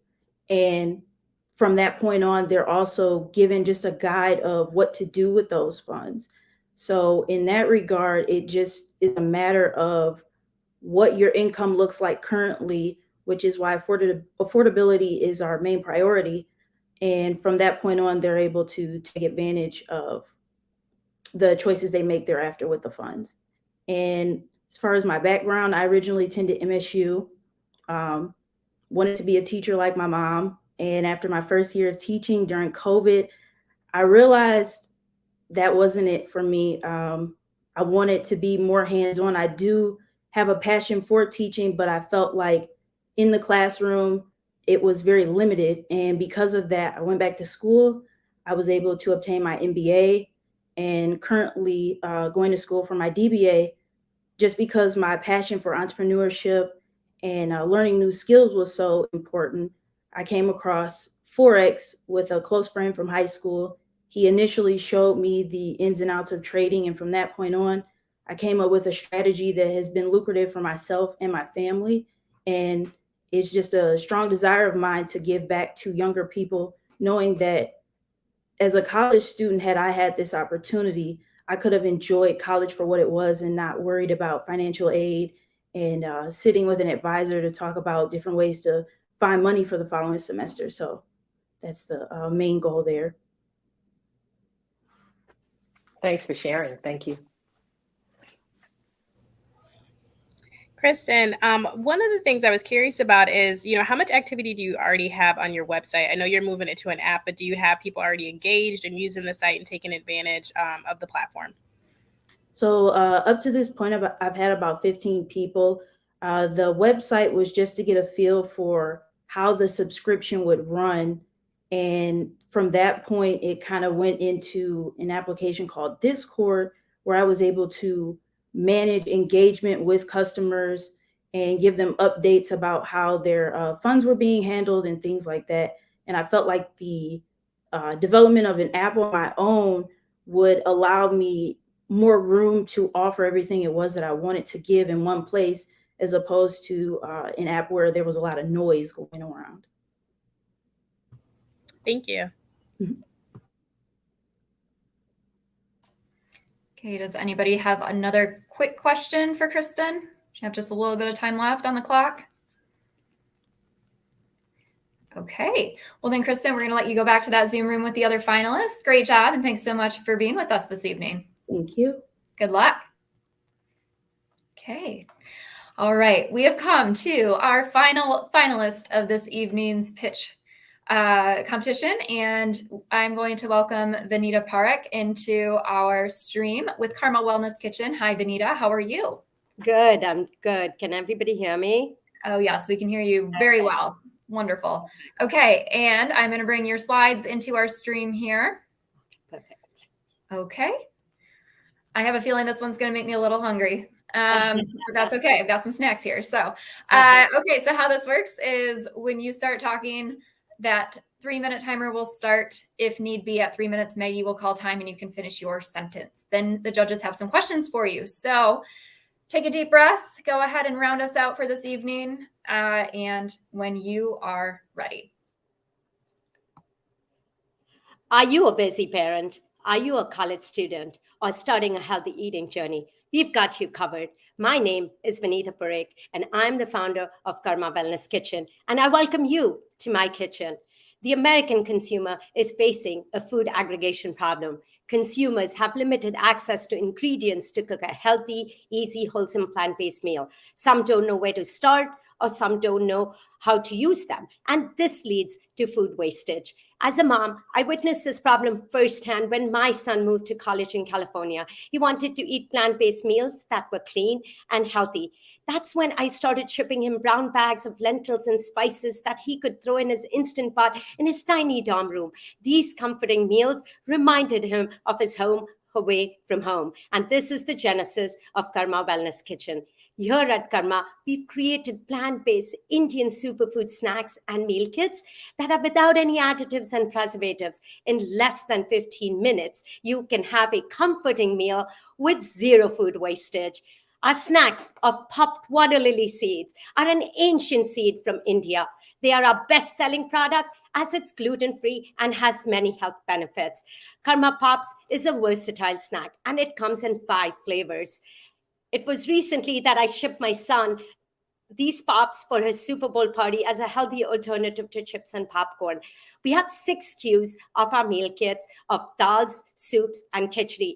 We are innovating new products like lentil crepes and seed mixes based on market needs and consumer research. Our products appeal to all demographics. We love our sustainable packaging, and our customers love the ethos of building a healthy food future.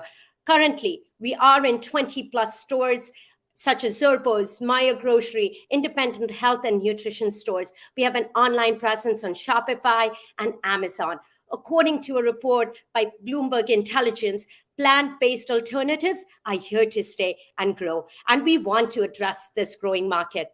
Our goal is to reach a gross revenue of $50,000, be in 100+ stores by 2025, 20% of our revenue from DTC. In order to achieve this, we plan to spend on customer acquisition, as mentioned in my business plan. We have a solid strategy, and we need the MWF funds to help us achieve them.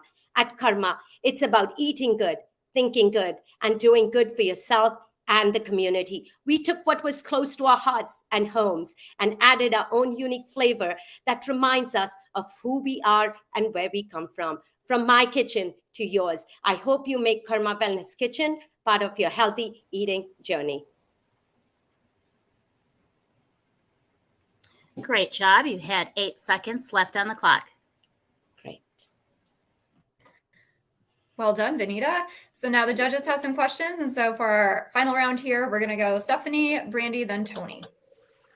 Hi, Vanita. Great job. Thank you so much. Yes. So my question is a simple question. I want to know, how does it taste? Oh, I will have to ship some to you, but it tastes amazing when we are talking about spices and when we are talking about superfood snacks. Our customers are our the best testimonials they would give. It is really delicious, and I can ship some out for you to really, feel the taste for yourself. But I know I give it 110% out of 100.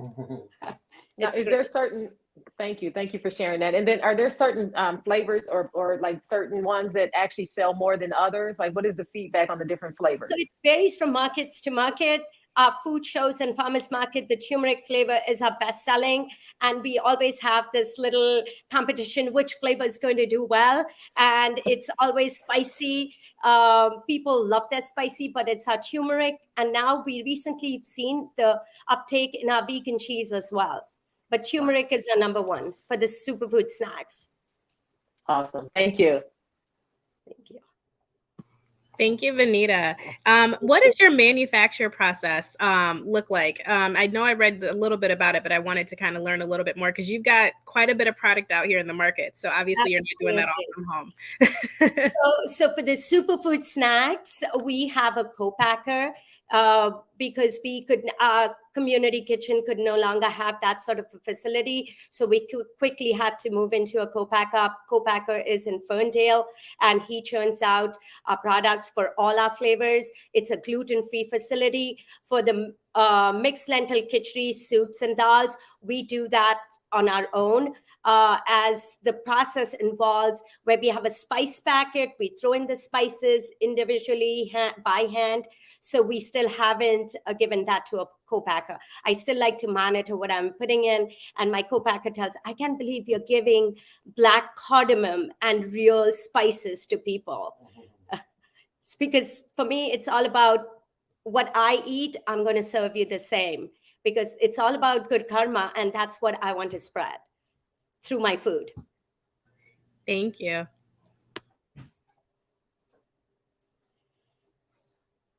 Oh, I can't We hear do you. have some more time on the clock if judges have any more questions. I did not listen to Tony, we can't hear you. Can you hear us? Oh, how about now? Can you guys hear me now? All right, yes. Okay, apologies. I had the other mute on as well. So say, Vanita, phenomenal job in your presentation. The packaging is looks stellar as well for your marketing collateral. When it comes to your top product or your top seller, how does that compare to the competition? Or what's your next closest thing in competition to you? So if I were to look at competition in Michigan, we are the only company that makes this in Michigan. We have a few companies based out in California and Minnesota, but none in the Midwest, none in Michigan. So I feel I would call myself a leader when it comes to these products. And that's not just superfood snacks, but even our meal kits. Perfect. Thank you for that. Just one more detail. Thank you. Thank you.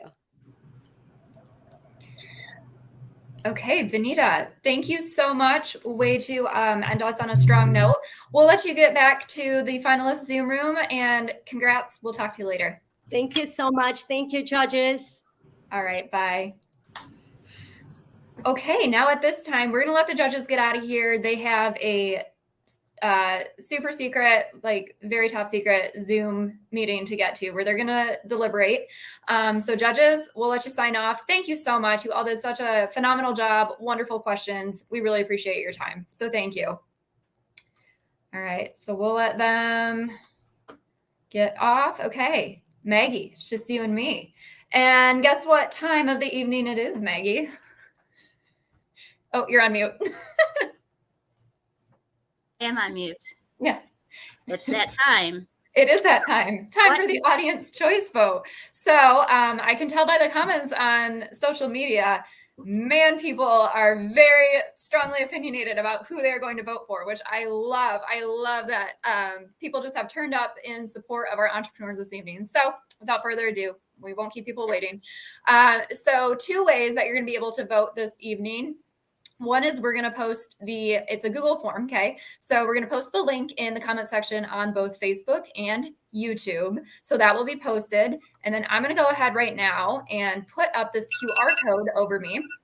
So you can go ahead if it's easier for you to take your phone and scan this, or if you're watching on a computer and you want to click that link, either way, it will take you to the same Google form to vote for your favorite pitch this evening. Now you can vote 1 vote per person. Okay. So that's why we collect some information to make sure that we only get 1 vote per person on that. And just a reminder, the contestants this evening are Zero Bar and Lounge, Mint Maven, Knowing Your Home, True Heart Photos, So Crafted, Music with Calabria, A Story, Raw Oats, KVMFX, and Karma Wellness Kitchen. Reminder that the audience choice vote winner will receive $1,000. So that could be on top of potentially other prize money that they get. Somebody could be walking away with a lot of money tonight, which would be really cool. I'm going to go ahead and stick this QR code up in the corner and take the big one down so you can still scan that with your phone. Or as a reminder, you can click that link in the comment section. We're going to give about 5 minutes for the audience choice vote. So make sure you get yours in. Make sure your vote is counted for that additional $1,000 prize. Maggie, since I have you, fantastic job timing. This is your first time timing. And so thank you for joining us. What do you think of the pitches? Thank you. And yes, the pitches were amazing. I think everybody did a great job. You could tell from the practice pitches to tonight that they've really put a lot of hard work into their pitch and really took the judges' advice during the practice pitches. I would agree with you on that because I know you and I both sat in on the practice pitches, which Alexis is going to touch on a little bit later. But yeah, just really, really great job by all the finalists this evening. So Maggie, just because I have you and we have just a few more minutes for people to vote, get your vote in using that link or the QR code, just a few more minutes, we will be accepting votes. Maggie, you're a business development officer working in the Port Huron area and also in Pontiac. So tell us a little bit about how long you've been with MWF and what your job entails. So yeah, I've been with Michigan Women Forward for a little over a year now, about that. I'm the business development officer. I cover the Port Huron, St. Clair County area, pretty much anywhere in the thumb. I also cover Oakland County, Pontiac area as well. So I just help our entrepreneurs get them ready for a loan with Michigan Women Forward, help them with preparing documents, connecting them to resources, helping them get TA services, technical assistance services, if and when needed. Great. And what is some of your business experience prior to coming to MWF? So prior to MWF, I was a mortgage loan officer for a chemical bank. I was also doing personal loans for One Main Financial. It's formerly known as Citibank. I also have an entrepreneurial spirit myself. I have been a realtor for several years and did that for a long time, full time. Okay, so it sets you up nicely to work with entrepreneurs as well.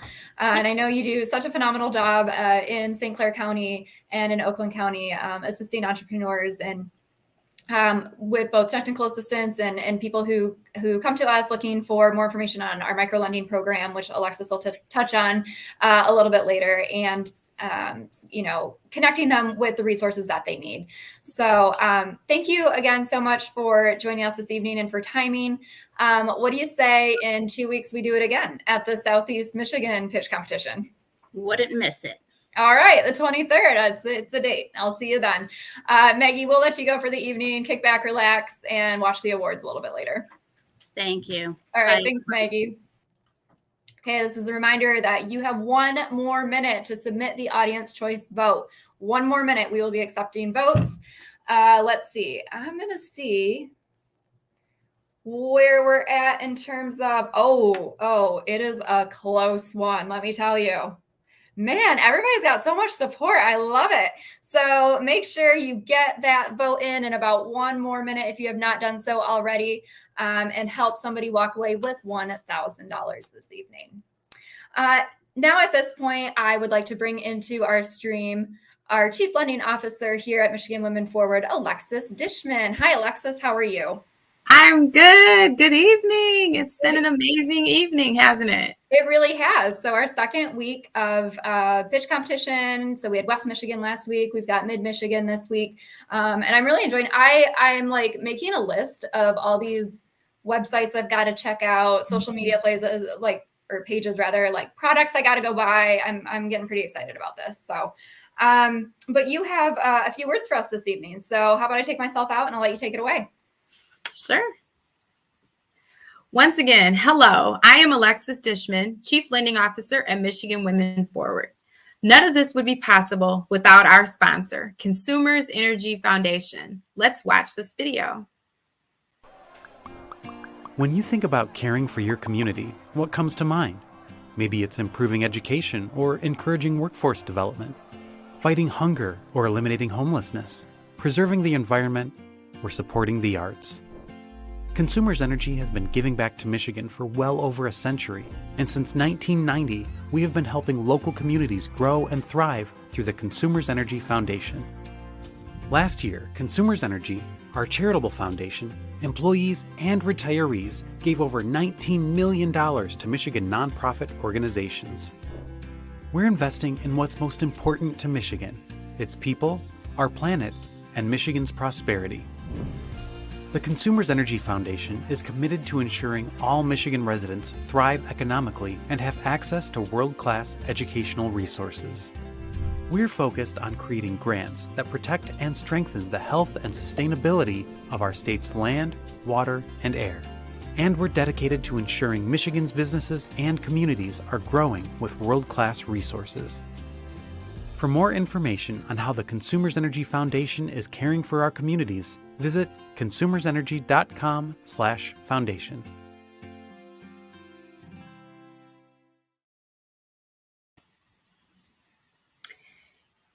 Here with us this evening is Julie Haddigas, Executive Director of Energy Services at Consumer Energy Foundation. She's here to share a few words with us. Welcome, Julie. Did you enjoy the pictures? Oh my gosh, it was so fun to watch that. Yeah. The entrepreneurs are amazing, are they not? Oh my goodness. Absolutely. Absolutely. Well, for being here with us tonight, and thank you for sharing words with us. So I'll turn it over to you. Thank you so much, Alexis. Hello, I am so happy to be here. I'm Julie Haddigas. I'm with Consumers Energy, and I'm just so excited to be a part of this evening.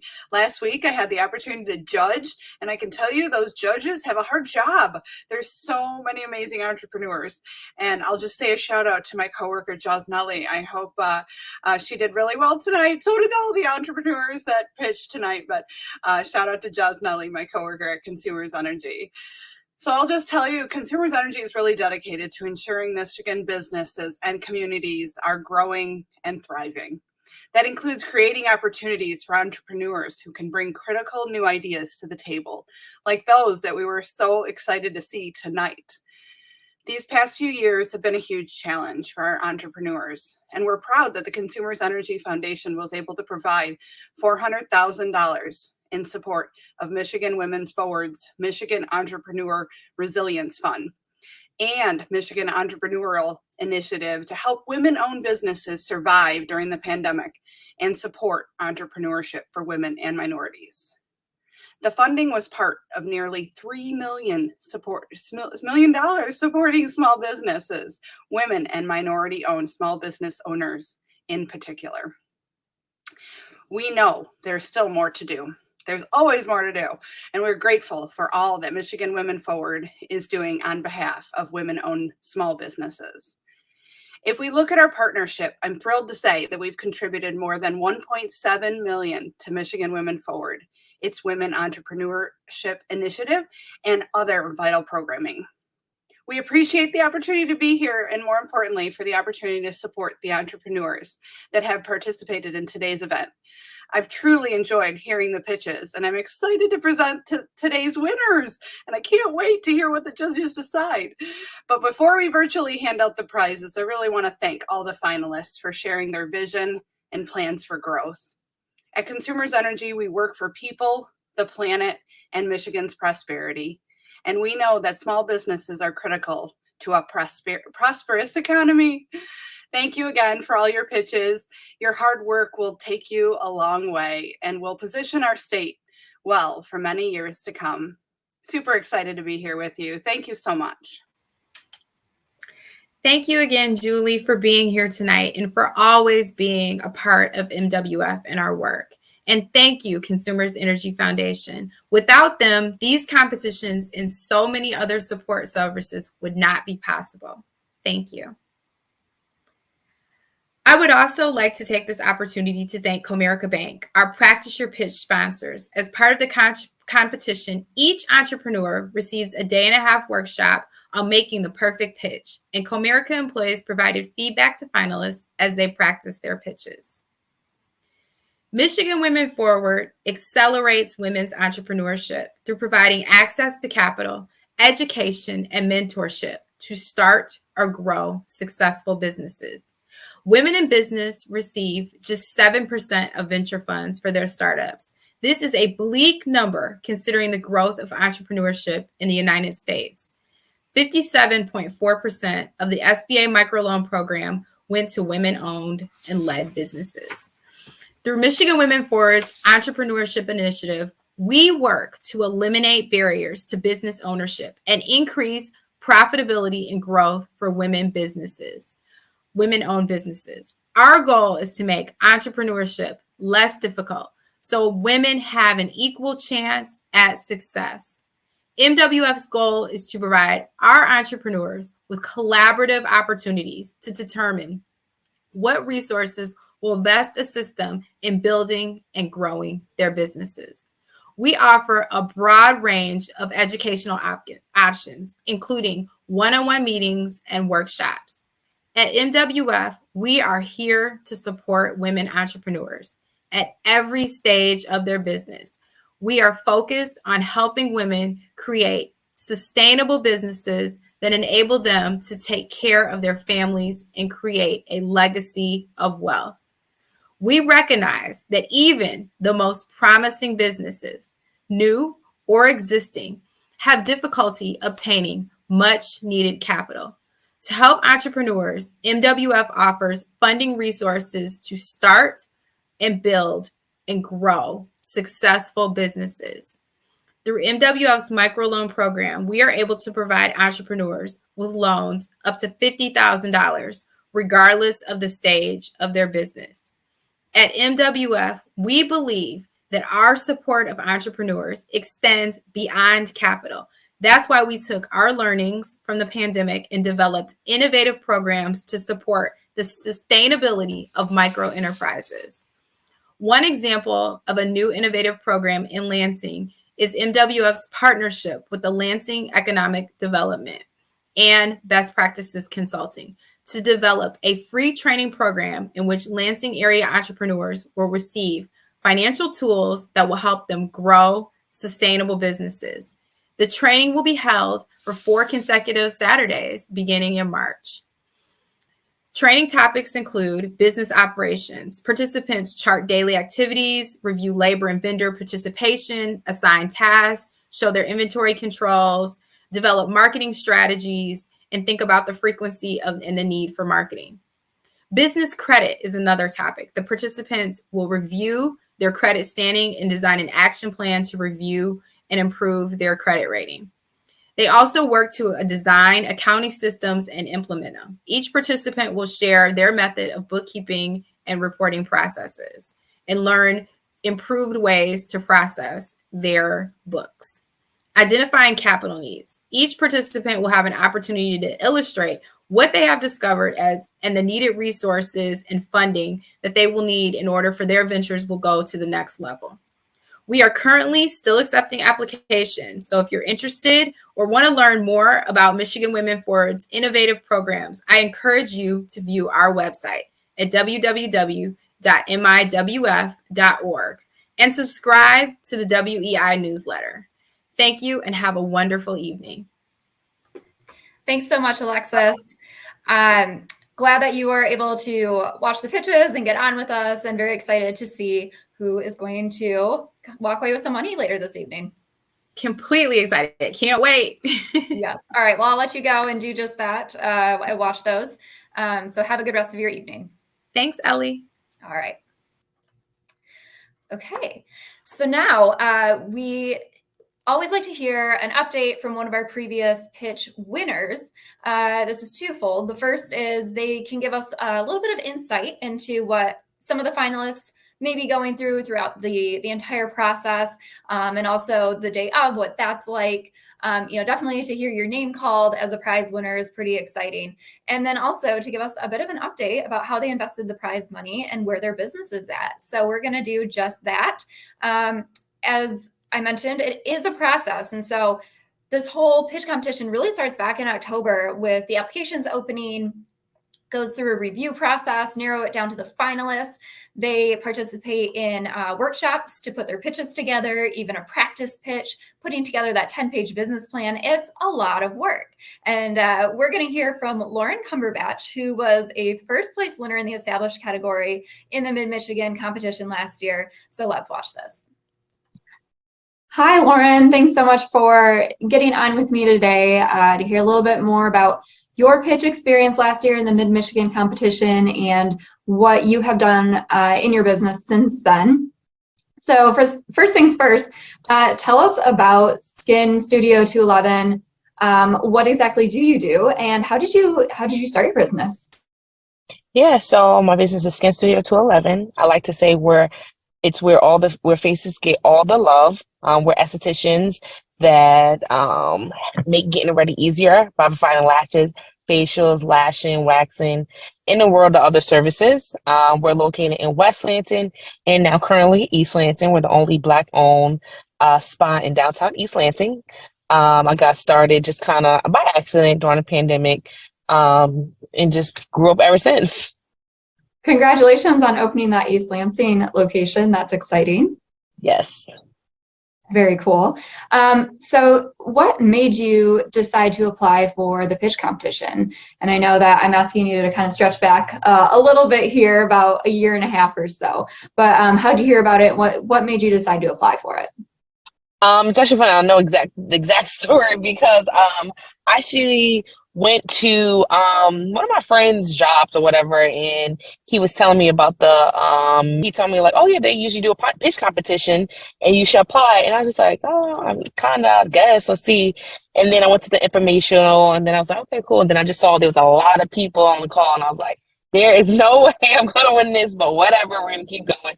So then he would just remind me like, oh, don't forget to apply. So then I did it, applied, and then I was actually in the middle of a service when I got the call that I actually moved to the next round. And I was like, oh, wow, that's crazy. So then I, kept going. And it's just like, it just kind of all worked out for me. Once you were named a finalist, so you got that call and you're a finalist, take us through the process of what you did to prepare for the actual competition. So you're working with a coach, you're writing your 10-page business plan, preparing your 3-minute pitch. Like, what was that like for you? So it's actually kind of worked out perfectly for me because I had just finished the program Leap One and All in Lansing, and I had just deliberately worked a lot on my business plan already because that's what I wanted to use that program for, because I had already won a grant with a business plan that was like 2 hours put together. So I really wanted to expand on. So I used that program for that. And in that program, they also has a pitch that you also have to create to set you up for these grants as well. So I honestly already had some basis of it. And I just made sure I looked at you guys' criteria and make sure that it was literally what you needed. So I think my business plan was missing a lot of the resumes and who the people I have on my team now currently, and then I think the financial part as well. So I need to fix all of that for that. And then obviously with the pitch, every pitch competition is different as far as the minutes and everything. So I had to fix a lot of that to be able to tailor it to what you guys wanted. Gotcha. So expanding what you already had, and I'm sure that that happens for different competitions, different requirements, and that sort of thing. But kind of good that you had something kind of like a base to work off of, right? Yeah, and I definitely did. Just so happened one of my friends actually won. Her name is Nikki, and she owns Sweet Encounters, and she actually won as well. And when I posted on Facebook that I moved to the next round, she said that I could reach out to her. So I reached out to her to figure out what you guys wanted. So I used a lot of resources to make sure it was what you guys wanted, because there's so many type of grants and programs and stuff, and they all require something different. So I wanted to make sure I used what you guys gave me, people who already were in it, so I knew that it would be perfect. Yeah. Oh, that's cool. Yeah, Nikki was a winner. Oh gosh, that was a while ago. But that was before we did a competition in Mid-Michigan. So she competed in West Michigan. Yes. And she said it was before like virtual. It was actually in person. So she was telling me how she was like, I don't know if it's still the same because it's virtual. So yeah. Yeah. Oh, that's awesome. So the day of the pitch, I'm gonna take you back there about a year ago. What were you feeling? What did you do to prepare for it? Do you have kind of a routine that you put yourself through before pitch competitions and events like this? Tell me what you were thinking and what you did that day. I was so nervous. I literally did not book any clients that day. I literally took the whole day off. I had an extension cord because they was like, make sure, like, if you have your computer, make sure it's plugged into the box. And the way my box is, it was in a whole nother room. There was no good space. So I had like 2 extension cords connected to each other to reach to another room. Like it was going across the whole studio. And I was literally just telling my girls, do not trip over this cord because if it plugs out, I'm not going to be happy. I literally told them, like, don't make a noise, anything. Like, I'm going to be in here. I will let you guys know. And I also was nervous, so I took some anxiety medicine because I have really bad anxiety and I will be shaking and honestly just like, never mind. So took some anxiety medicine, and it was actually nice being able to sit there and talk behind scenes with the other people, which also calmed my nerves and made me realize I made sure not to watch the other people because they said not to, because then you start changing things. And I said, yeah, I'm not going to watch it at all because I don't want to change something I already know. And the whole time I was just repeating it to myself. Everyone was talking to each other, but I was just kind of like reading over my script just over and over again so I know what to say, make sure my camera is right, and just make sure everything around it was perfect. So like when I got on, there was no issues. So it was a lot to go on behind the scenes for me. Yeah, and that's something that I think people watching don't realize necessarily is that all the finalists and anyone involved in the actual broadcast has a lot going on from a technology standpoint, and want to make sure that we've had some mishaps in the past, so I want to make sure that nothing goes wrong. So I love that you were extra prepared for that. Yes. So we get to the end of the pitch competition, and you're sitting there waiting for the winners' announcements in your category. And then, they say third place and second place, and then they announce you as the first place winner of $10,000. What was your initial thought? What was your reaction to that? So honestly, right after I finished my pitch, I called a few of my friends who had been watching it, and they was just like, you literally did that compared. And I think I went last or almost last. And they was just like, compared to what everyone else, like, you can tell how prepared you were for this pitch competition. And they made me feel a lot better And at first I still was nervous because everyone was getting called before me. And I was just like, how are they telling me that I did so good, but my name hasn't been called and things like that. But then when they called my name, I was like, oh, I just couldn't believe it. I almost felt like it was a dream because it's like, I don't know. I never won something this big before or anything, but it kind of made me feel happy because I'm like, I did a lot of this work, like stayed up pretty late to make sure I submitted this business plan, had the extension cord going through. And so speaking of the prize money, you also did win that Audience Choice Award. So you got that extra $1,000. That's $11,000 total that you won in one night. What did you do with the prize money? How did you invest that into your business? So not for the prize money, but because we have the extra money, I did give a little extra bonus for that month because, I mean, if it wasn't for them, like, honestly, I would not be here at all. I also did improvements into the studio. It also helped me get the second studio as well. I did so much, ordered new things that we needed that were broken, we was able to fix, and improve the studio really well. So now we have 2 full running studios. Like, I really don't need to buy anything else. Okay, that's great. When did you open that East Lansing studio? I opened it this past September, 2022. 2022. I'm confused it's all blurred in my head too, I know. Yeah, I'm like, it's 21, 23. Yeah, so just this past September, and I won that money in February or January. So it kind of worked out. Like, I had just moved to a new studio for my West Side location, and then like a couple months later, opened that second one. So. Okay. And how have you seen growth in your business over the last year? Obviously, you just opened a new studio. What are your future plans? We've grown tremendously. So I went from having a team of 3 or 4. Now I have a team of 8, 9. So I doubled in the last year, 2 locations. The amount of people we see is crazy. And just money wise, comparing it from the first year, second year, now almost 3, 4 years later, it's doubling every single time. So we're seeing major growth. I don't know why it cuts out, but they're seeing major growth, which is really great. And we're always excited to hear those updates from our previous winners and all of the entrepreneurs that we work with here at MWF.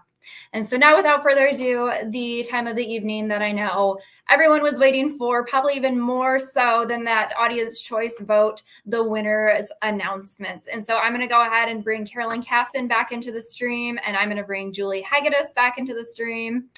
And you two are going to do the award announcements this evening. So do you have everything you need? You're ready to go? I'll tell you, I was just backstage with those judges while they were deliberating, and there was a lot of wrangling going on. There were hundreds of a point difference in a couple of these scores, so it was pretty exciting. So thank you, Julie, for doing this. Thank you for Consumers Energy and all of the resources you give us to make this all possible. So, Julie, you're going to hold up the prize money, right? Okay. I sure do. I got them. I'm so excited. And hold up this thing at the same time. So you have to be in charge of that. I sure will, Carolyn. I'm so excited to be here with you. Yeah, thanks. Julie's a new member of our board of trustees, and we are so proud. So thank you. And I know you don't want to hear us talk. You really want to know who won this. I think we're going to start off with the $1,000 for the Audience Choice Awards. This was. I was just about to say that. So yes, take it away. Oh, I'm sorry. I'm sorry. I think I'm in charge. I don't know why. But this was a very close race, and the winner turns out is True Heart Photo. All right, there's a watch party going on. The dog and True Heart Photo. Thank you. Congratulations! Congratulations. She was so excited. I know. This is so much fun. I love doing it. Okay, now the third place winner in the startup category is the $2,500 winner. And that is Knowing Your Home. Yay! Congratulations. Yay! Congratulations, Thank Megan. you. Yay! All right. The second place winner. There we go. $5,000. Zero Bar and Lounge. Congratulations, Chaz Belly! Yay! Oh, Great. so excited for you. Oh, Great job. Well done. And the first place winner for the startup category. And how much, Julie? $10,000, Carolyn. I cannot wait. True Heart Photo. Oh my gosh. Oh, great. We're seeing the happy dance. You got both. Great job. Look at that tail wagging of the dog. Plus, yeah, that's $11,000. Congratulations. I wish we could hear her. She could go off. You can go off mute. She was Okay, so excited. Shawnee, She couldn't go come off. off mute. Come off mute, Shawnee. Come off mute. Oh my God. Want to hear the excitement. Let's go. Thank you so much. Congratulations. Congratulations. So blessed. So thank you. So honored. So grateful. Thank you. Awesome.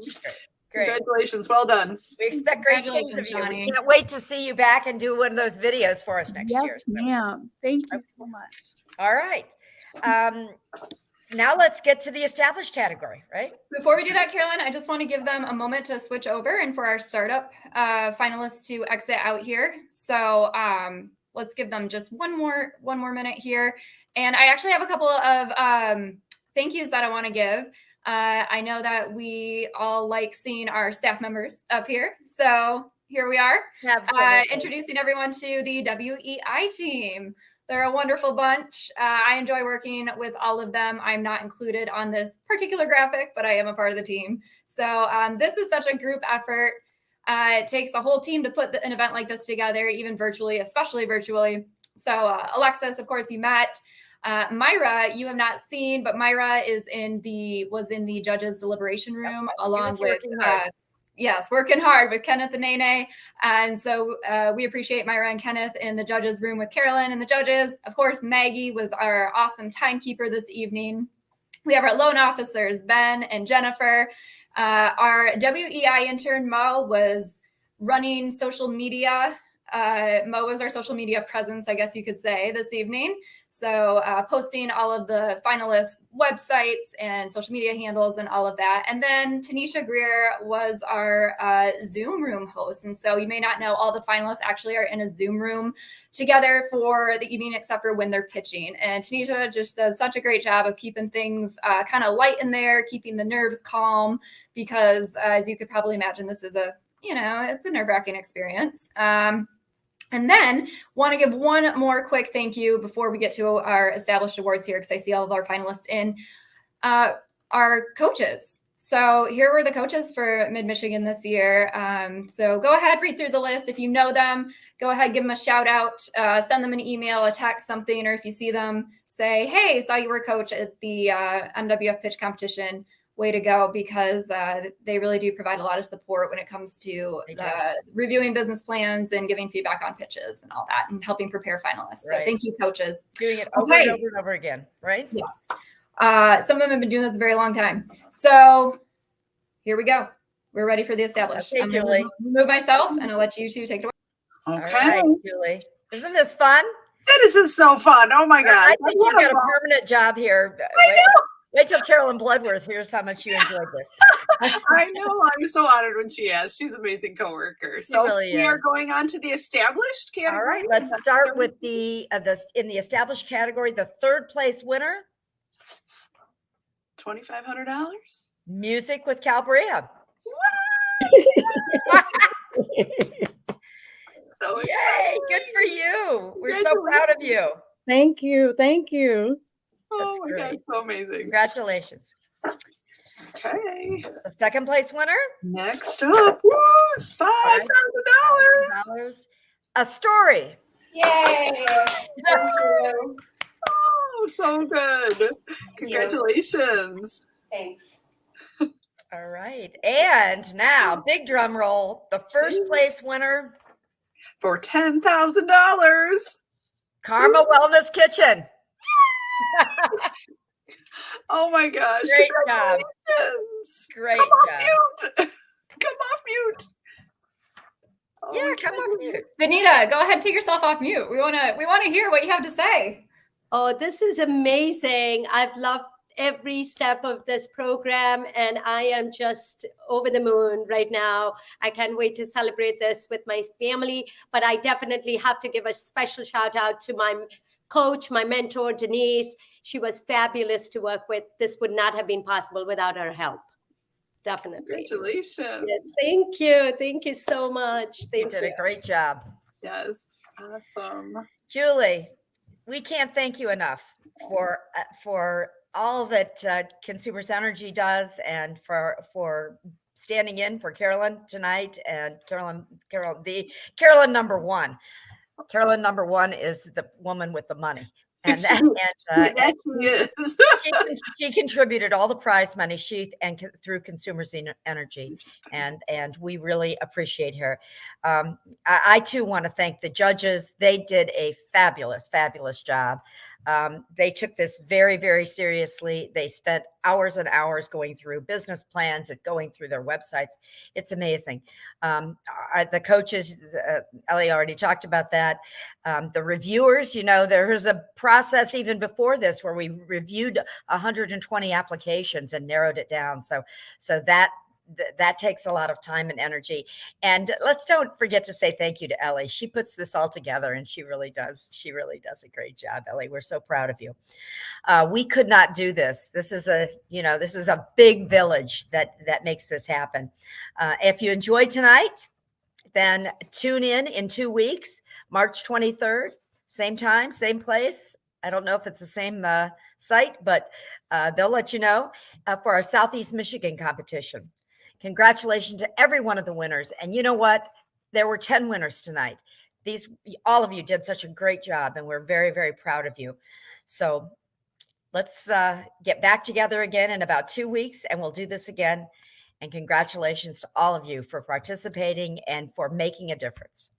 Good night.